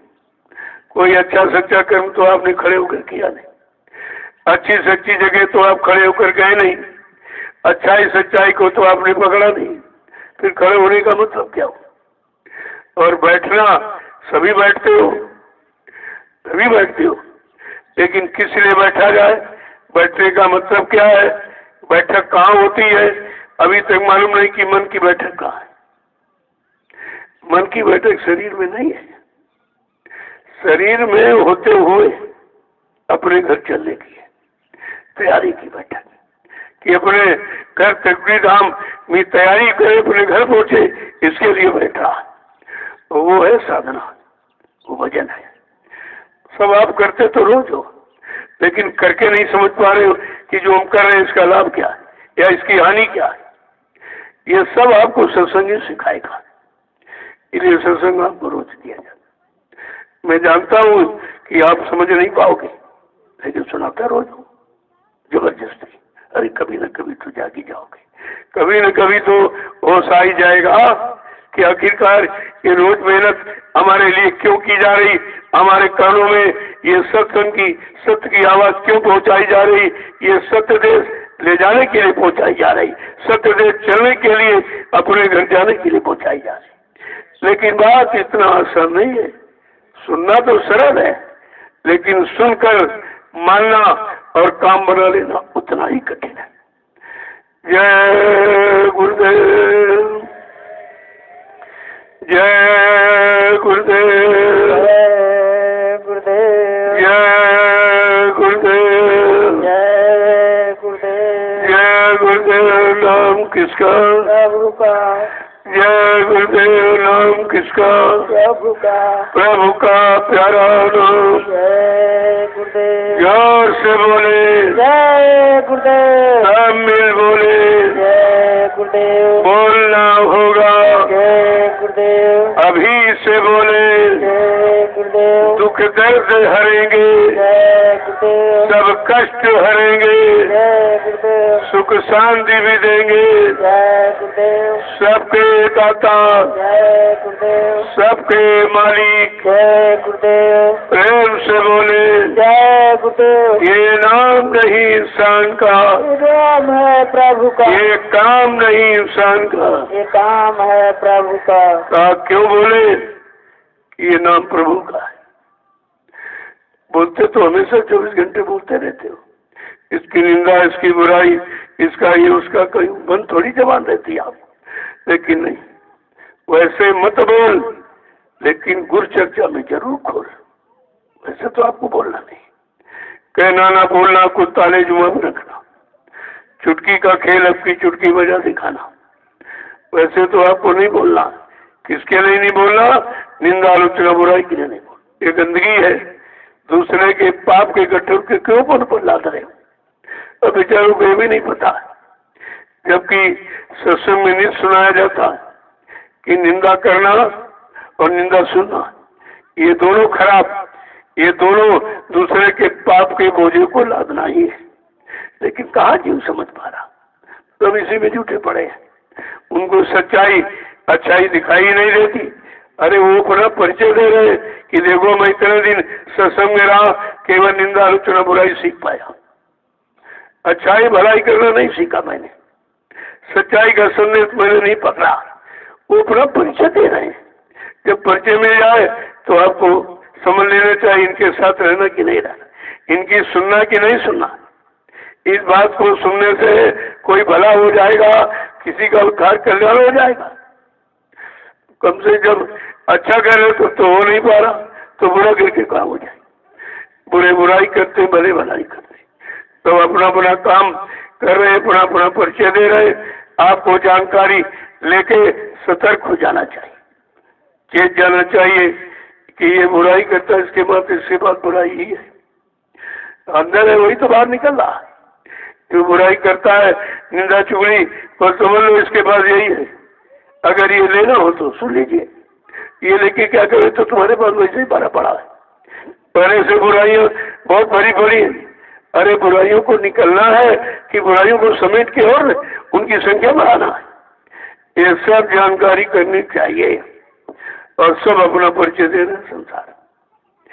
यहाँ से संदेश हो रहा, यहाँ का परिचय, उधर निंदा, आलोचना, बुराई, वो अपना परिचय दे रहे। अब तुमको ये निर्णय लेना है कि हमको सच्चाई, अच्छाई, बुराई, मतलब यानी अच्छाई देने की बुराई लेनी। अरे सच्चे काम करने की बुराई सुन के बुरे काम करना है। इतनी तो जानकारी कम से कम रखनी ही चाहिए। जय गुरुदेव, जय गुरुदेव, जय गुरुदेव। नाम किसका? प्रभु का। प्रभु का प्यारा नाम। जय गुरुदेव। जब अपने अपने घर जाओ तो इन बच्चों को दोहराया करो।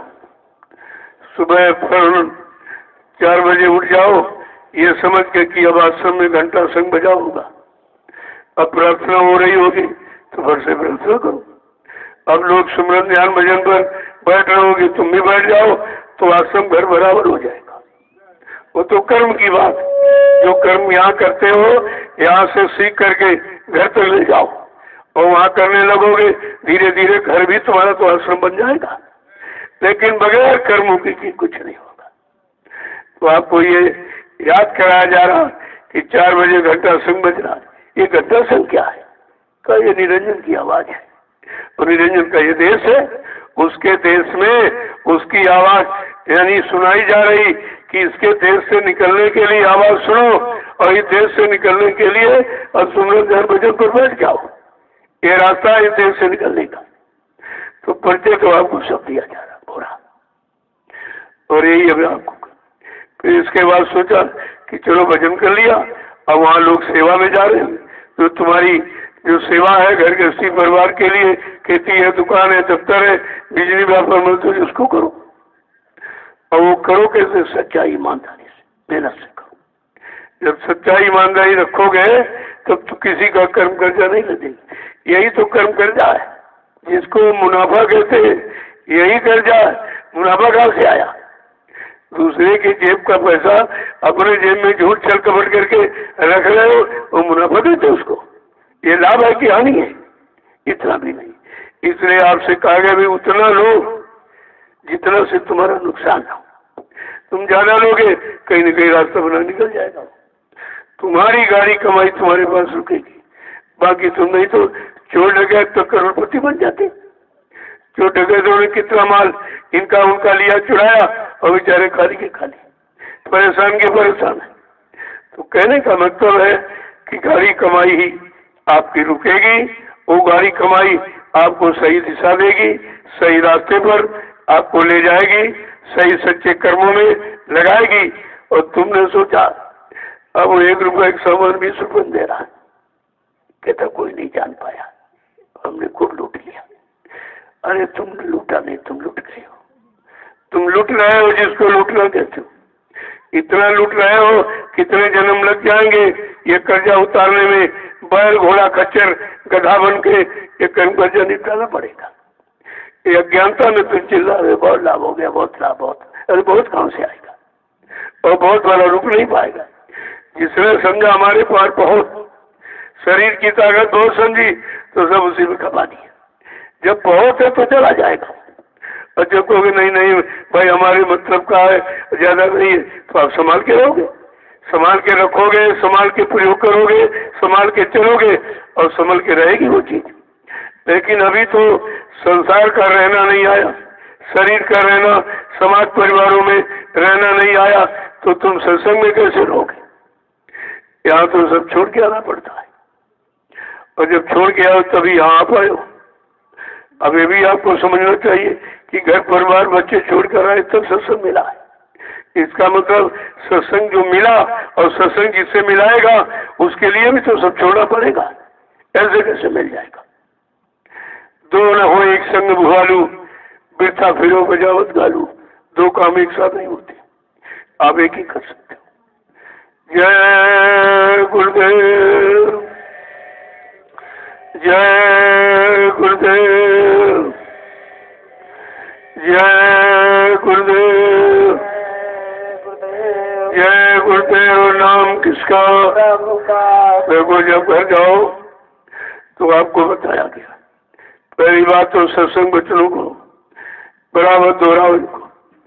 जब इनको दोहराने लगोगे, क्योंकि मन को कोई ना कोई सामान दीजिए, इसको कोई ना कोई आधार पकड़ाइए, क्योंकि हमेशा इसकी पकड़ का इरादा रहा है, पकड़ की आदत है। तो बजाय बुरे की जगह अच्छा पकड़ा दो। अरे पकड़ाना तो अच्छा पकड़ा दीजिए, फिर इसमें वही उतने समय देने लगेगा, उतनी मेहनत करने लगेगा। देखो मन को लगना मालूम है, मन को तुमको कहाँ लगाना है ये विचार करना है। निंदा आलोचना बुराई में लगाना है कि सच्चाई अच्छाई भलाई करने में लगाना है, ये निर्णय आपको लेना है। तो कहने का मतलब ये है कि हम समझ नहीं पाते, आते हैं, रहते हैं, खाते पीते हैं सब कुछ, लेकिन समझ नहीं पैदा कर पाते कि जो समझ यहाँ हमारे में दी जा रही है, कराई जा रही, यही समझ हम 24 घंटे पूरे मन की रखें। तब तो आप सत्संग बच्चों को मान रहे हो। ये तो मानना बड़ा मुश्किल है, कैसे मान पाओगे? मन तैयार नहीं है, वो तो अपनी काली करतूतों में नहीं मस्त बना हुआ है, वो घूमना चाहता नहीं है, सुनना चाहता नहीं है, सुन के लेना चाहता नहीं, लगना चाहता नहीं। तो बताओ फिर मिलेगा किससे? जब किसी काम में लगोगे, लगन से करोगे तभी तो मिलता है। जय गुरुदेव। तो ये रहनी गहनी अपनी बदलो, अगर बदलोगे नहीं तो कुछ नहीं। परिवर्तन तो पहले अपने में करो, अपने अपने खान पान में, अपने भाव विचारों में, अपनी रहनी गहनी में, अपनी बोलचाल की भाषा में जब तुम करोगे तब तुम परिवर्तन देख सकते हो। अगर तुम्हें परिवर्तन नहीं तो परिवर्तन हो जाएगा, तभी तुम नहीं देख पाओगे। वो तो हो जाएगा तभी आपको दिखाई नहीं देगा। तो परिवर्तन देखने पाने के पहले अपने आप में परिवर्तन करो, अपनी अपनी आदतों को ठीक करो, तभी तुम किसी चीज को देख सकते हो। आदत वाले ठीक करते नहीं हो, यहाँ भी आके तमाम तरह की योजनाएं बनाते रहते। मैंने शुरू से बोलना जब शुरू किया तब यही कहा, भाई यहाँ कोई योजना मत बनाना, तुम्हारी योजना यहाँ कोई नहीं चलेगी, क्योंकि तुमको योजना बनाना तो मालूम नहीं। तुम वर्तमान को देख के बना रहे, वो भी धोखा है, और यहाँ व्यवस्था सब आगे आने वाले समय की है। तुम्हारी योजना निष्फल चली जाएगी। क्यों समय खराब करते हो, और आगे वाला तुमको दिखाई नहीं दे रहा कि भविष्य कैसा है, क्या भविष्य में होना है, ये तो आपको मालूम नहीं है। इसलिए मैंने कहा भाई योजना बनानी बंद कर दीजिए, समय खराब मत करो, वो योजना मत बनाओ, जो योजना बना दी जाए उसी के तहत रहकर अपना काम बना लो, ये बुद्धिमानी होगी आपकी। जय गुरुदेव। और नहीं माने, योजना बनाते बनाते खुद ही चले गए, खुद ही उसी योजना में बह गए, क्योंकि उन्होंने समझा नहीं था। और समझ लेते तो काम बना लेते अपना, तो वो कहीं के न घर के न घाट के कहीं के नहीं रहे, समाज भी नहीं रहने देगी, और यहाँ तो आने की लायक है ही नहीं, कैसे वो दिखाने आएगी। तो इतना खराब मत करो कि तुम्हारा दरबार में ना आ सको। अरे इतनी गुंजाइश रखो कि चलो फिर दरबार में आ जाएंगे, अच्छा रहेगा। तो लेकिन वो बिगाड़ने में इतना बिगाड़ते कि आने के लायक भी नहीं रहते। तो वही है, यही तो समझना है। दूसरी बात, जो टोली की बात कही गई, हर जिले में 2 टोलियां, ये रोज क्यों कहा जा रहा? अभी आप टोली की बात नहीं समझ पाए। टोली क्या करेगी ये भी आपको नहीं मालूम। ये सब भविष्य की व्यवस्था है, आगे आने वाले समय काम करने की व्यवस्था है, जिसे सतयुग चिल्ला रहे हो। तो सतयुग कैसे आ जाएगा? अरे बिना सत्य किए, बिना सत्य समझे, बिना सत्य सोचे क्या सतयुग आ जाएगा? अब आ जाएगा तो तुम समझ नहीं पाओगे, तुम्हारे काम वो आएगा नहीं, क्योंकि तुम झूठ में बैठे हो, चल कपट में बैठे हो, धोखाधड़ी में बैठे हो, निंदा आलोचना बुराई में बैठे हो। तुम सतयुग कैसे देखोगे? वो तो सत्य का युग होगा, बिल्कुल सत्य का, कोई झूठ नहीं। आंख भी सत्य देखने लगेगी, कान भी सत्य सुनने लगेंगे, वाणी सत्य बोलने लगेगी, पैरों से सच्ची जगह चल के जाने लगोगे, हाथों से सच्चा सेवा धर्म करने लगोगे, मन से सच्चा संकल्प विकल्प करने लगोगे, और बुद्धि से सच्चा निर्णय। इसी को कहते हैं सतयुग। सतयुग माने व्यवस्था। सतयुग कोई आदमी नहीं है, किसी देश से ले जाएगा तुम्हें पकड़ा दिया जाएगा, वो तो तुम्हारे अंदर है। तुम अपने में देखो कि 24 घंटे में कितनी बार सतयुग में जाते हो, कितनी बार कलयुग में जाते हो। जब किसी के प्रति भलाई का, सच्चाई का, सेवा का भाव यानी आ जाए तो तुम सतयुग में बैठे हो, और इसकी जब नुकसान करना और निंदा बुराई जब ऐसा तुम्हारे अंदर आ जाए तो ये तो कलयुग है। यही कलयुग सतयुग सब अंदर बैठा है, और अभी कलयुग गया नहीं, न सतयुग आया। और परिवार में कलयुग जरूर है, किसी के बेटी पर, किसी के बहू पर, किसी के भाई पर, किसी के बाप पर, किसी के बेटे पत्नी पर, पति सब पर कलयुग। कलयुग अभी गया नहीं है, कहा कलयुग जा रहा है और सतयुग आ रहा है। इस बात को भी यही नहीं समझ पाओगे। बड़ी गहराई से जब सोचोगे, जा रहा है, किधर से जा रहा है, क्या क्या लेके जा रहा, किसका किसका बिगाड़ के जा रहा, ये है जाना उसका। देखो कितनों को ले जाएगा, कितनों को सच्चाई अच्छाई से हटा देगा, भगा देगा, दूर कर देगा, ये सब करेगा कलयुग। और जब ये सब गंदगी खत्म हो जाएगी तो सतयुग पदार्पण करेगा। कोई गंदगी में, कोई बुराई में, मतलब यानी कोई बुरे कर्मों में, बुरे खान पान में सतयुग तो नहीं आ जाएगा। फिर सतयुग कहाँ हुआ? तो कलयुग हुआ। तो पहले बात को समझा करो। कोई शब्द का उच्चारण कर दिया गया है तो इतना आसान नहीं है कि एक ही बात सुनकर आप समझ जाओ। उस पर विचार करो, मंथन करो कि हमारा मन अभी कलयुग की तरफ कि सतयुग तरफ, हमारी बुद्धि और चित्त कलयुग की तरफ कि सतयुग तरफ, हमारा शरीर कलयुग के उसमें लगा है कि सतयुग लाने की तैयारी में लगा है। जब ये सब विचार होगा तब तुम्हारी समझ में आएगा कि कलयुग क्या और सतयुग क्या। वो तो महापुरुष सिंह की आवाज है, उस आवाज किसने लगाई, किस भाव में लगाई, किसके लिए लगाई, किस स्थित परिस्थिति के लिए लगाई, तो तुम उनकी आवाज तो थोड़ी समझ लोगे। वो त्रिकालदर्शी है और तुम सामने नहीं देख पा रहे, पैरों के तले नहीं दिखाई दे रहा। जय गुरुदेव। तो जिले में 2 टोलियां, एक टोली आएगी 1 ब्लॉक के प्रेमियों को लेकर, जब जाएगी तो दूसरे ब्लॉक के प्रेमी आ जाएंगे, फिर तीसरे ब्लॉक के, ऐसे पूरे जिले के लोग आ जाएंगे टोली एक ही। पहले बात समझ लो उसको, इतनी जल्दी समझ नहीं पाते हो और बात में अर्थ का अनर्थ करते हो।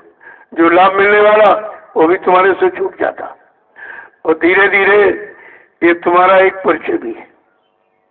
वैसे तुम्हें कौन जानेगा, क्योंकि तुम हमेशा छिपने का काम करते रहे। अरे मीरा की तरह नाचो तो खुल के नाचो, दुनिया नाच पड़े, दुनिया नाचे देख करके कि नाच में क्या है। और तुम यहाँ छिपते थे, कोई जान नहीं पाए कि जय गुरुदेव हो तुम, इतना मत तुम्हें डर था। अरे कहा था जब तुम मेरा काम करने निकलोगे, मेरे आदेश को लेके निकलोगे और मेरे आदेश को मानोगे तो तुम मेरे कहोगे। ये कितना अपनापन है। आज तुमको लोग कहेंगे जय गुरुदेव वाला है, और ये किसी का नहीं है, ये जय गुरुदेव वाला है। लेकिन तुम छिपने का, तुम्हारे पास कोई पहचान तुम्हारी नहीं।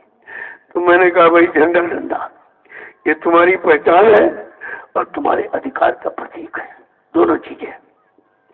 तो ये तुम्हारे कंधे पर होना चाहिए हमेशा।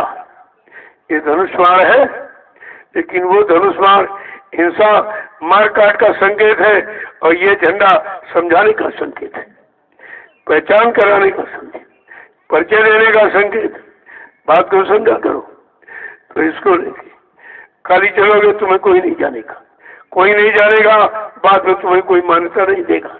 तुम कितनी मेहनत कर डालो, अगर छिप के करोगे तो तुम्हारा इतिहास नहीं बनेगा, तुम्हें कोई नहीं कहेगा।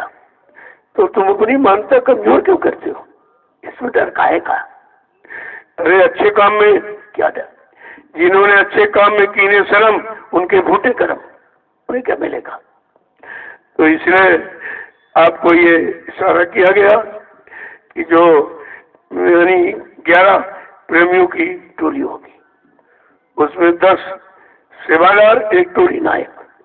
वो कौन सी सेवा करेगा, वो संदेश आदेश निर्देश को सबके कान तक पहुंचाएगा। क्या करना है, टोली आश्रम में आएगी तो ये सेवा का यहाँ भी है। वो 10 ही नहीं 20 भी आ सकते, 100 भी आ सकते, लेकिन जितने ज्यादा आएंगे उसी तरह से उनको यहाँ सेवा दीजिए। अगर 20 लोग आ गए टोली में तो 10 दिन में सेवा 10 रात में करेंगे। यहाँ तो रात दिन दोनों की जरूरत है। तो ये आप जाके कीजिए, वहां बैठना नहीं, आपको कुछ न कुछ काम करते रहो। यहाँ तक है कोई काम न हो तो अपने कपड़े फाड़ के सिया कर। कहने का मतलब मन को फुर्सत नहीं देनी। ये इतना शैतान है, इतना बागी है कि ये जब कोई काम नहीं दोगे तो बुरे कामों में चला जाएगा। तो इसको मौका ही क्यों देते हो। तुम्हारे पास इतना काम, इतनी सेवा है कि तुम्हें फुर्सत का कोई सेवा नहीं, तो भजन पर बैठ जाओ, ये सूरत की सेवा है। तुम्हारे पास समय ही कहाँ है, और तुम कहते हो नहीं कोई काम नहीं है, क्या करे क्या करे। इसका मतलब तुमने काम की पहचान नहीं की, सेवा के अर्थ को नहीं समझा, तभी तुम ऐसा कह रहे हो। कोई ना कोई तो सेवा बनी ही रहती है, कोई नहीं सेवा तो भजन की तो बनी है, वो तो कभी नहीं बनती है। ये काम आपको करना है। और वो टोली नायक ये भी रात निर्देश देगा, और जो प्रेमी सेवा देना चाहता है, मांगना नहीं है, जो बनी श्रद्धा भाव से देना चाहता कि हमारे पास समय नहीं, मैं नहीं पहुंच पा रहा हूँ, मेरा भी परमात्मा में लग जाए, तो सेवा लेके आएगा, वो सेवा लेगा। और उसमें ये जिम्मेदार तय करना है कि सच्चा ईमानदार को 10 जो रहेंगे वो भी बारी बारी से टोली नायक बन सकते हैं कि अगर देखा जाएगा ये ईमानदारी से काम नहीं, क्या बदल दिया, ये नहीं करा इसको बदल दिया, तो 10 में कोई ना कोई तो सच्चा ईमानदार निकल ही आएगा, उसका परमानेंट बना दीजिए। इस तरह से जब काम करेगा तभी तो पहचान होगी, बिना काम के कैसे पहचान की जाए कि सच्चा ईमानदार है कि मतलब या नहीं। तो ये तो जानकारी तभी होगी। ये काम आपको करना। दूसरी बात है सेवा, आप किसी के खाते पर नहीं भेजेंगे।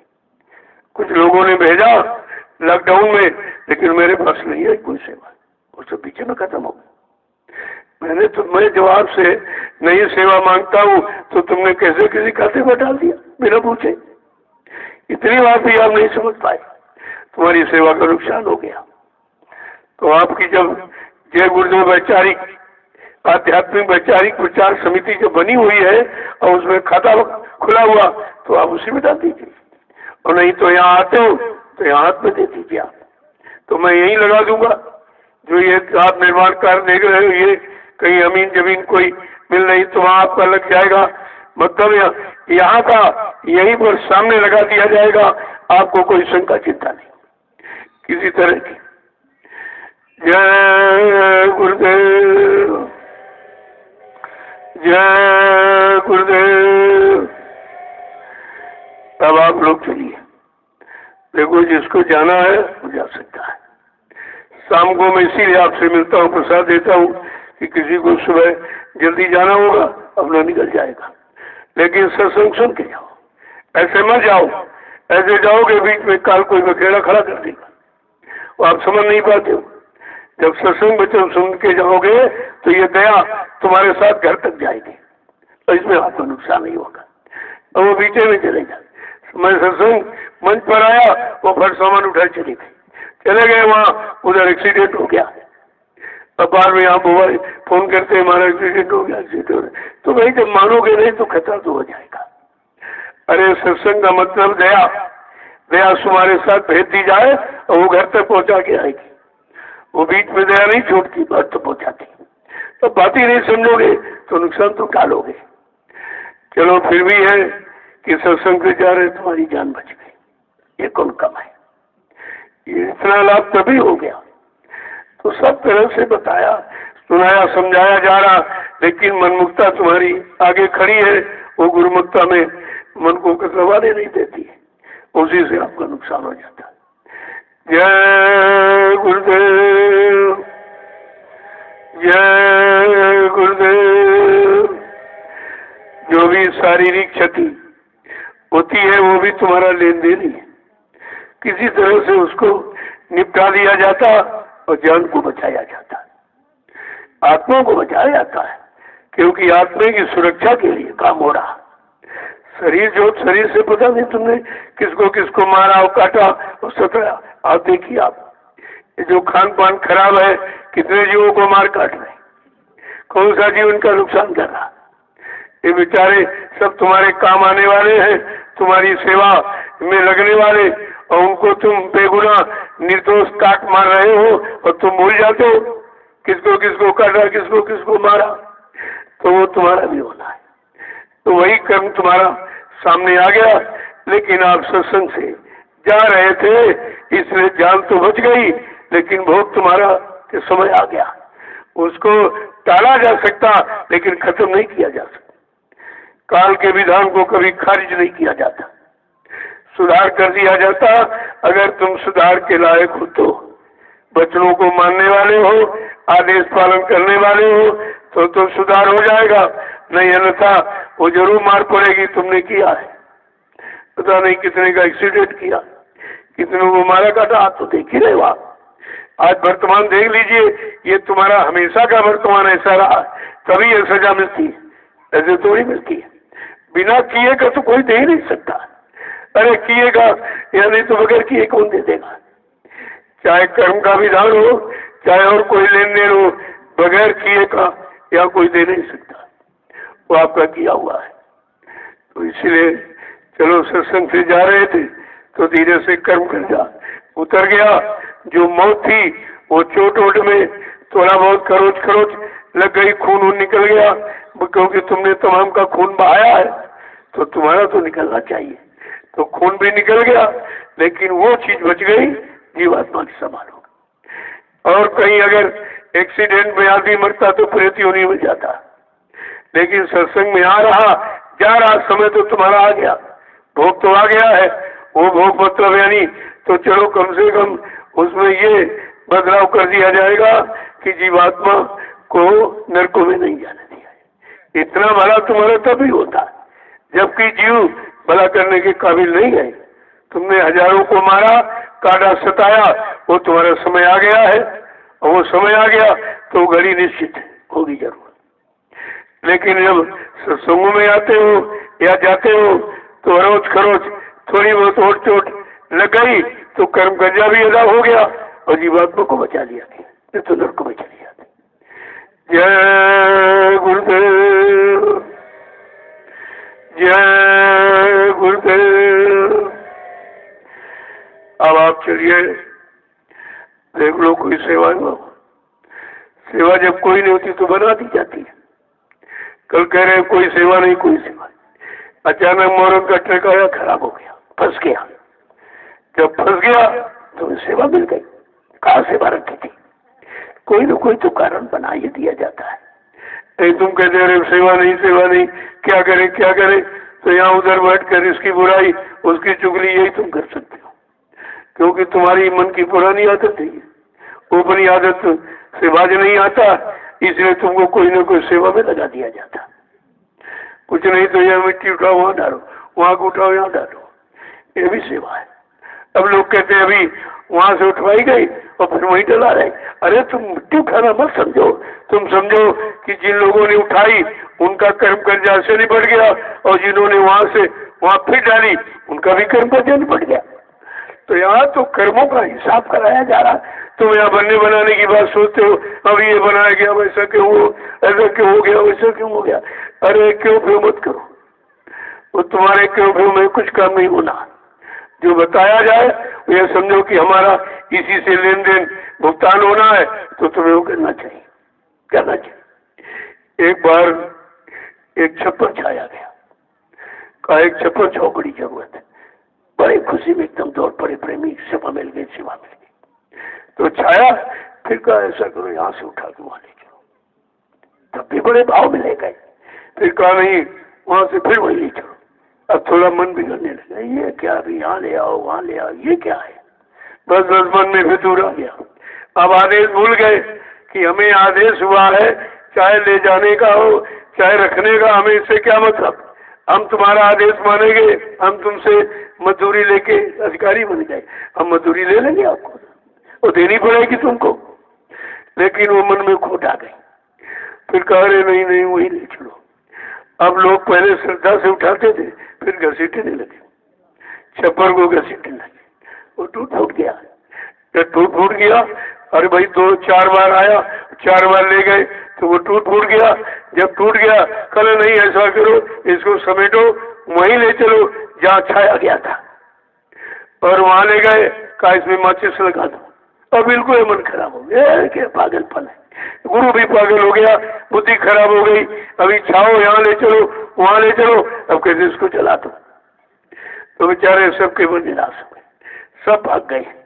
फिर बुलाया, चलो चलो सत्संग, कल सुन लिया तुम्हारा सत्संग। बड़ी अकड़ पकड़ रही थी जीव की। जब सत्संग सुनाया, कहा देखो तुम शंका मत किया करो, तुम 4 बार उधर से ले गए, 4 बार इधर, 8 जन्मों का कर्जा उतर गया।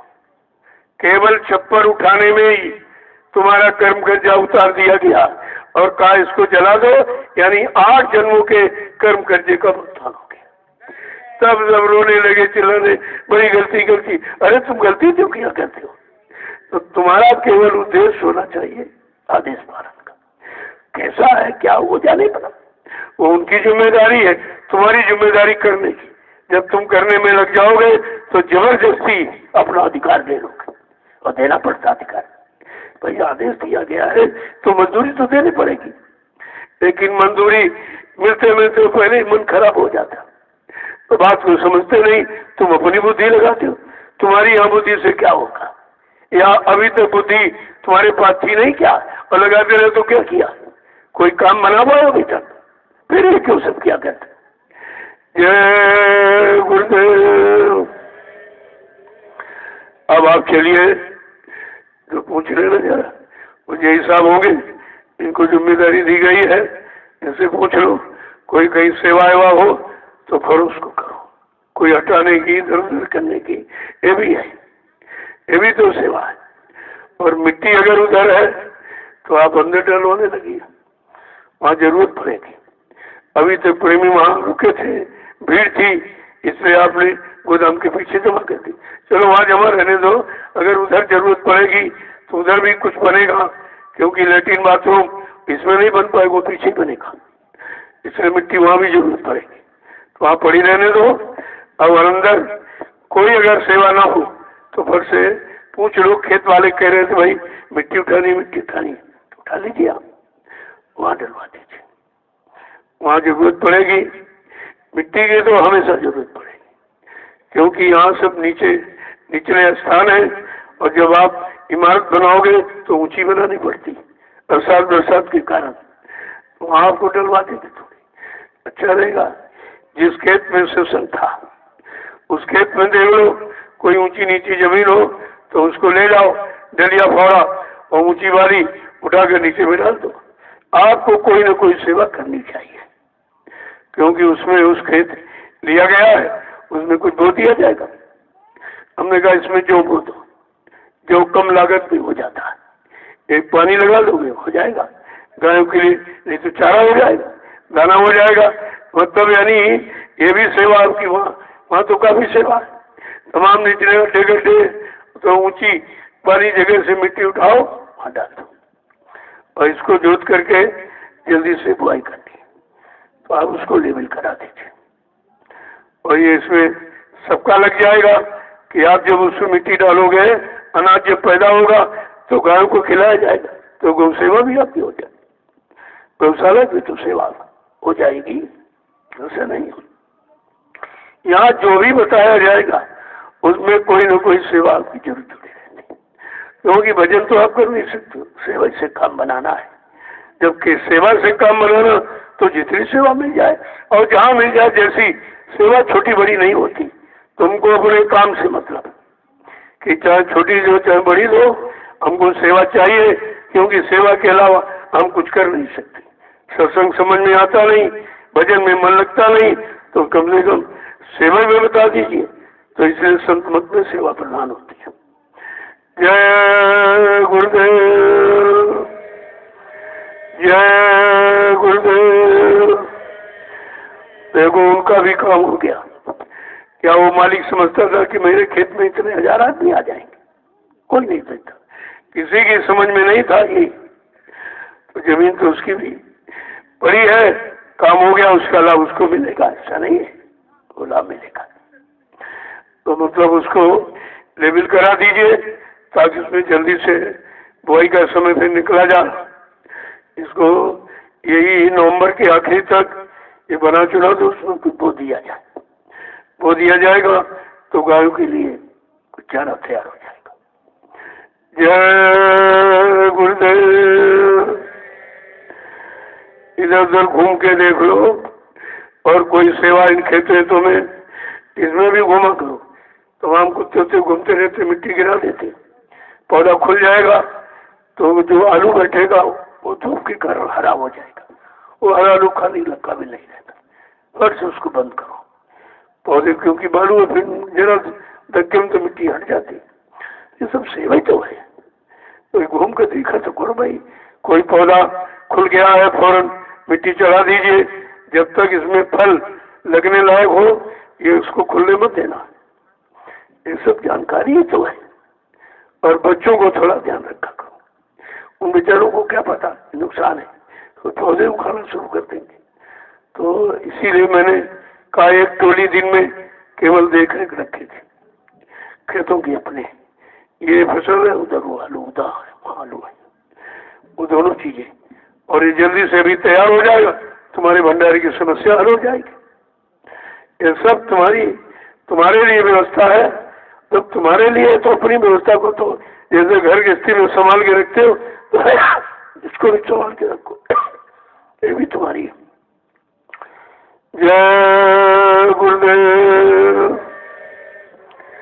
अब आप चलिए थोड़ी बहुत सेवा करो, यहाँ आए हो तो कुछ करो।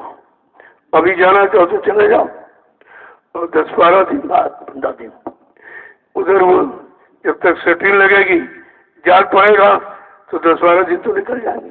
तब तक आप घर घुमाओ, वहाँ व्यवस्था देगा और इसके बाद आ जाओ। नहीं सेवा आपके मिल जाएगी। इसके बाद ये अंदर ये जितनी कुटियाँ सब हटेंगी। इसमें इतना चूहा है तो सब सामान काटता है, ये सब खत्म करा दे। एक हार बना दो लंबा सा और उसमें ये ईंटा इसीलिए रखा हुआ तो पर्दी लगा दी जाएगी, तो यहाँ और कमरे काट दिए जाएंगे। तो हमारा सामान रखने के लिए ये सब केवल हमारी कुटी रहेगी। मैं तो झोपड़ी में रहूंगा, आपके लिए बिल्डिंग बनवा दूंगा कि भाई इसमें रहो, इसमें रहो, उसमें रहो, क्योंकि तुम यहाँ शिकायत करते हो। तुम घरों में रहने वाले हो तो तुम रह नहीं पाते हो, तो कोशिश तो की जाएगी, लेकिन इतना बड़ा परिवार है, सबको छाया में कैसे रखा जाएगा। लेकिन प्रयास तो पूरा किया जाता है। कितनी जल्दी आपका वो बन गया, इस कार्यक्रम में कितने प्रेमी ठहर गए उसमें। ऐसे और कहीं जमीन मिल जाएगी, वहाँ भी आपका आवास तैयार कर दिया जाएगा, तो आने जाने वाले आएंगे, पुनः रहेंगे।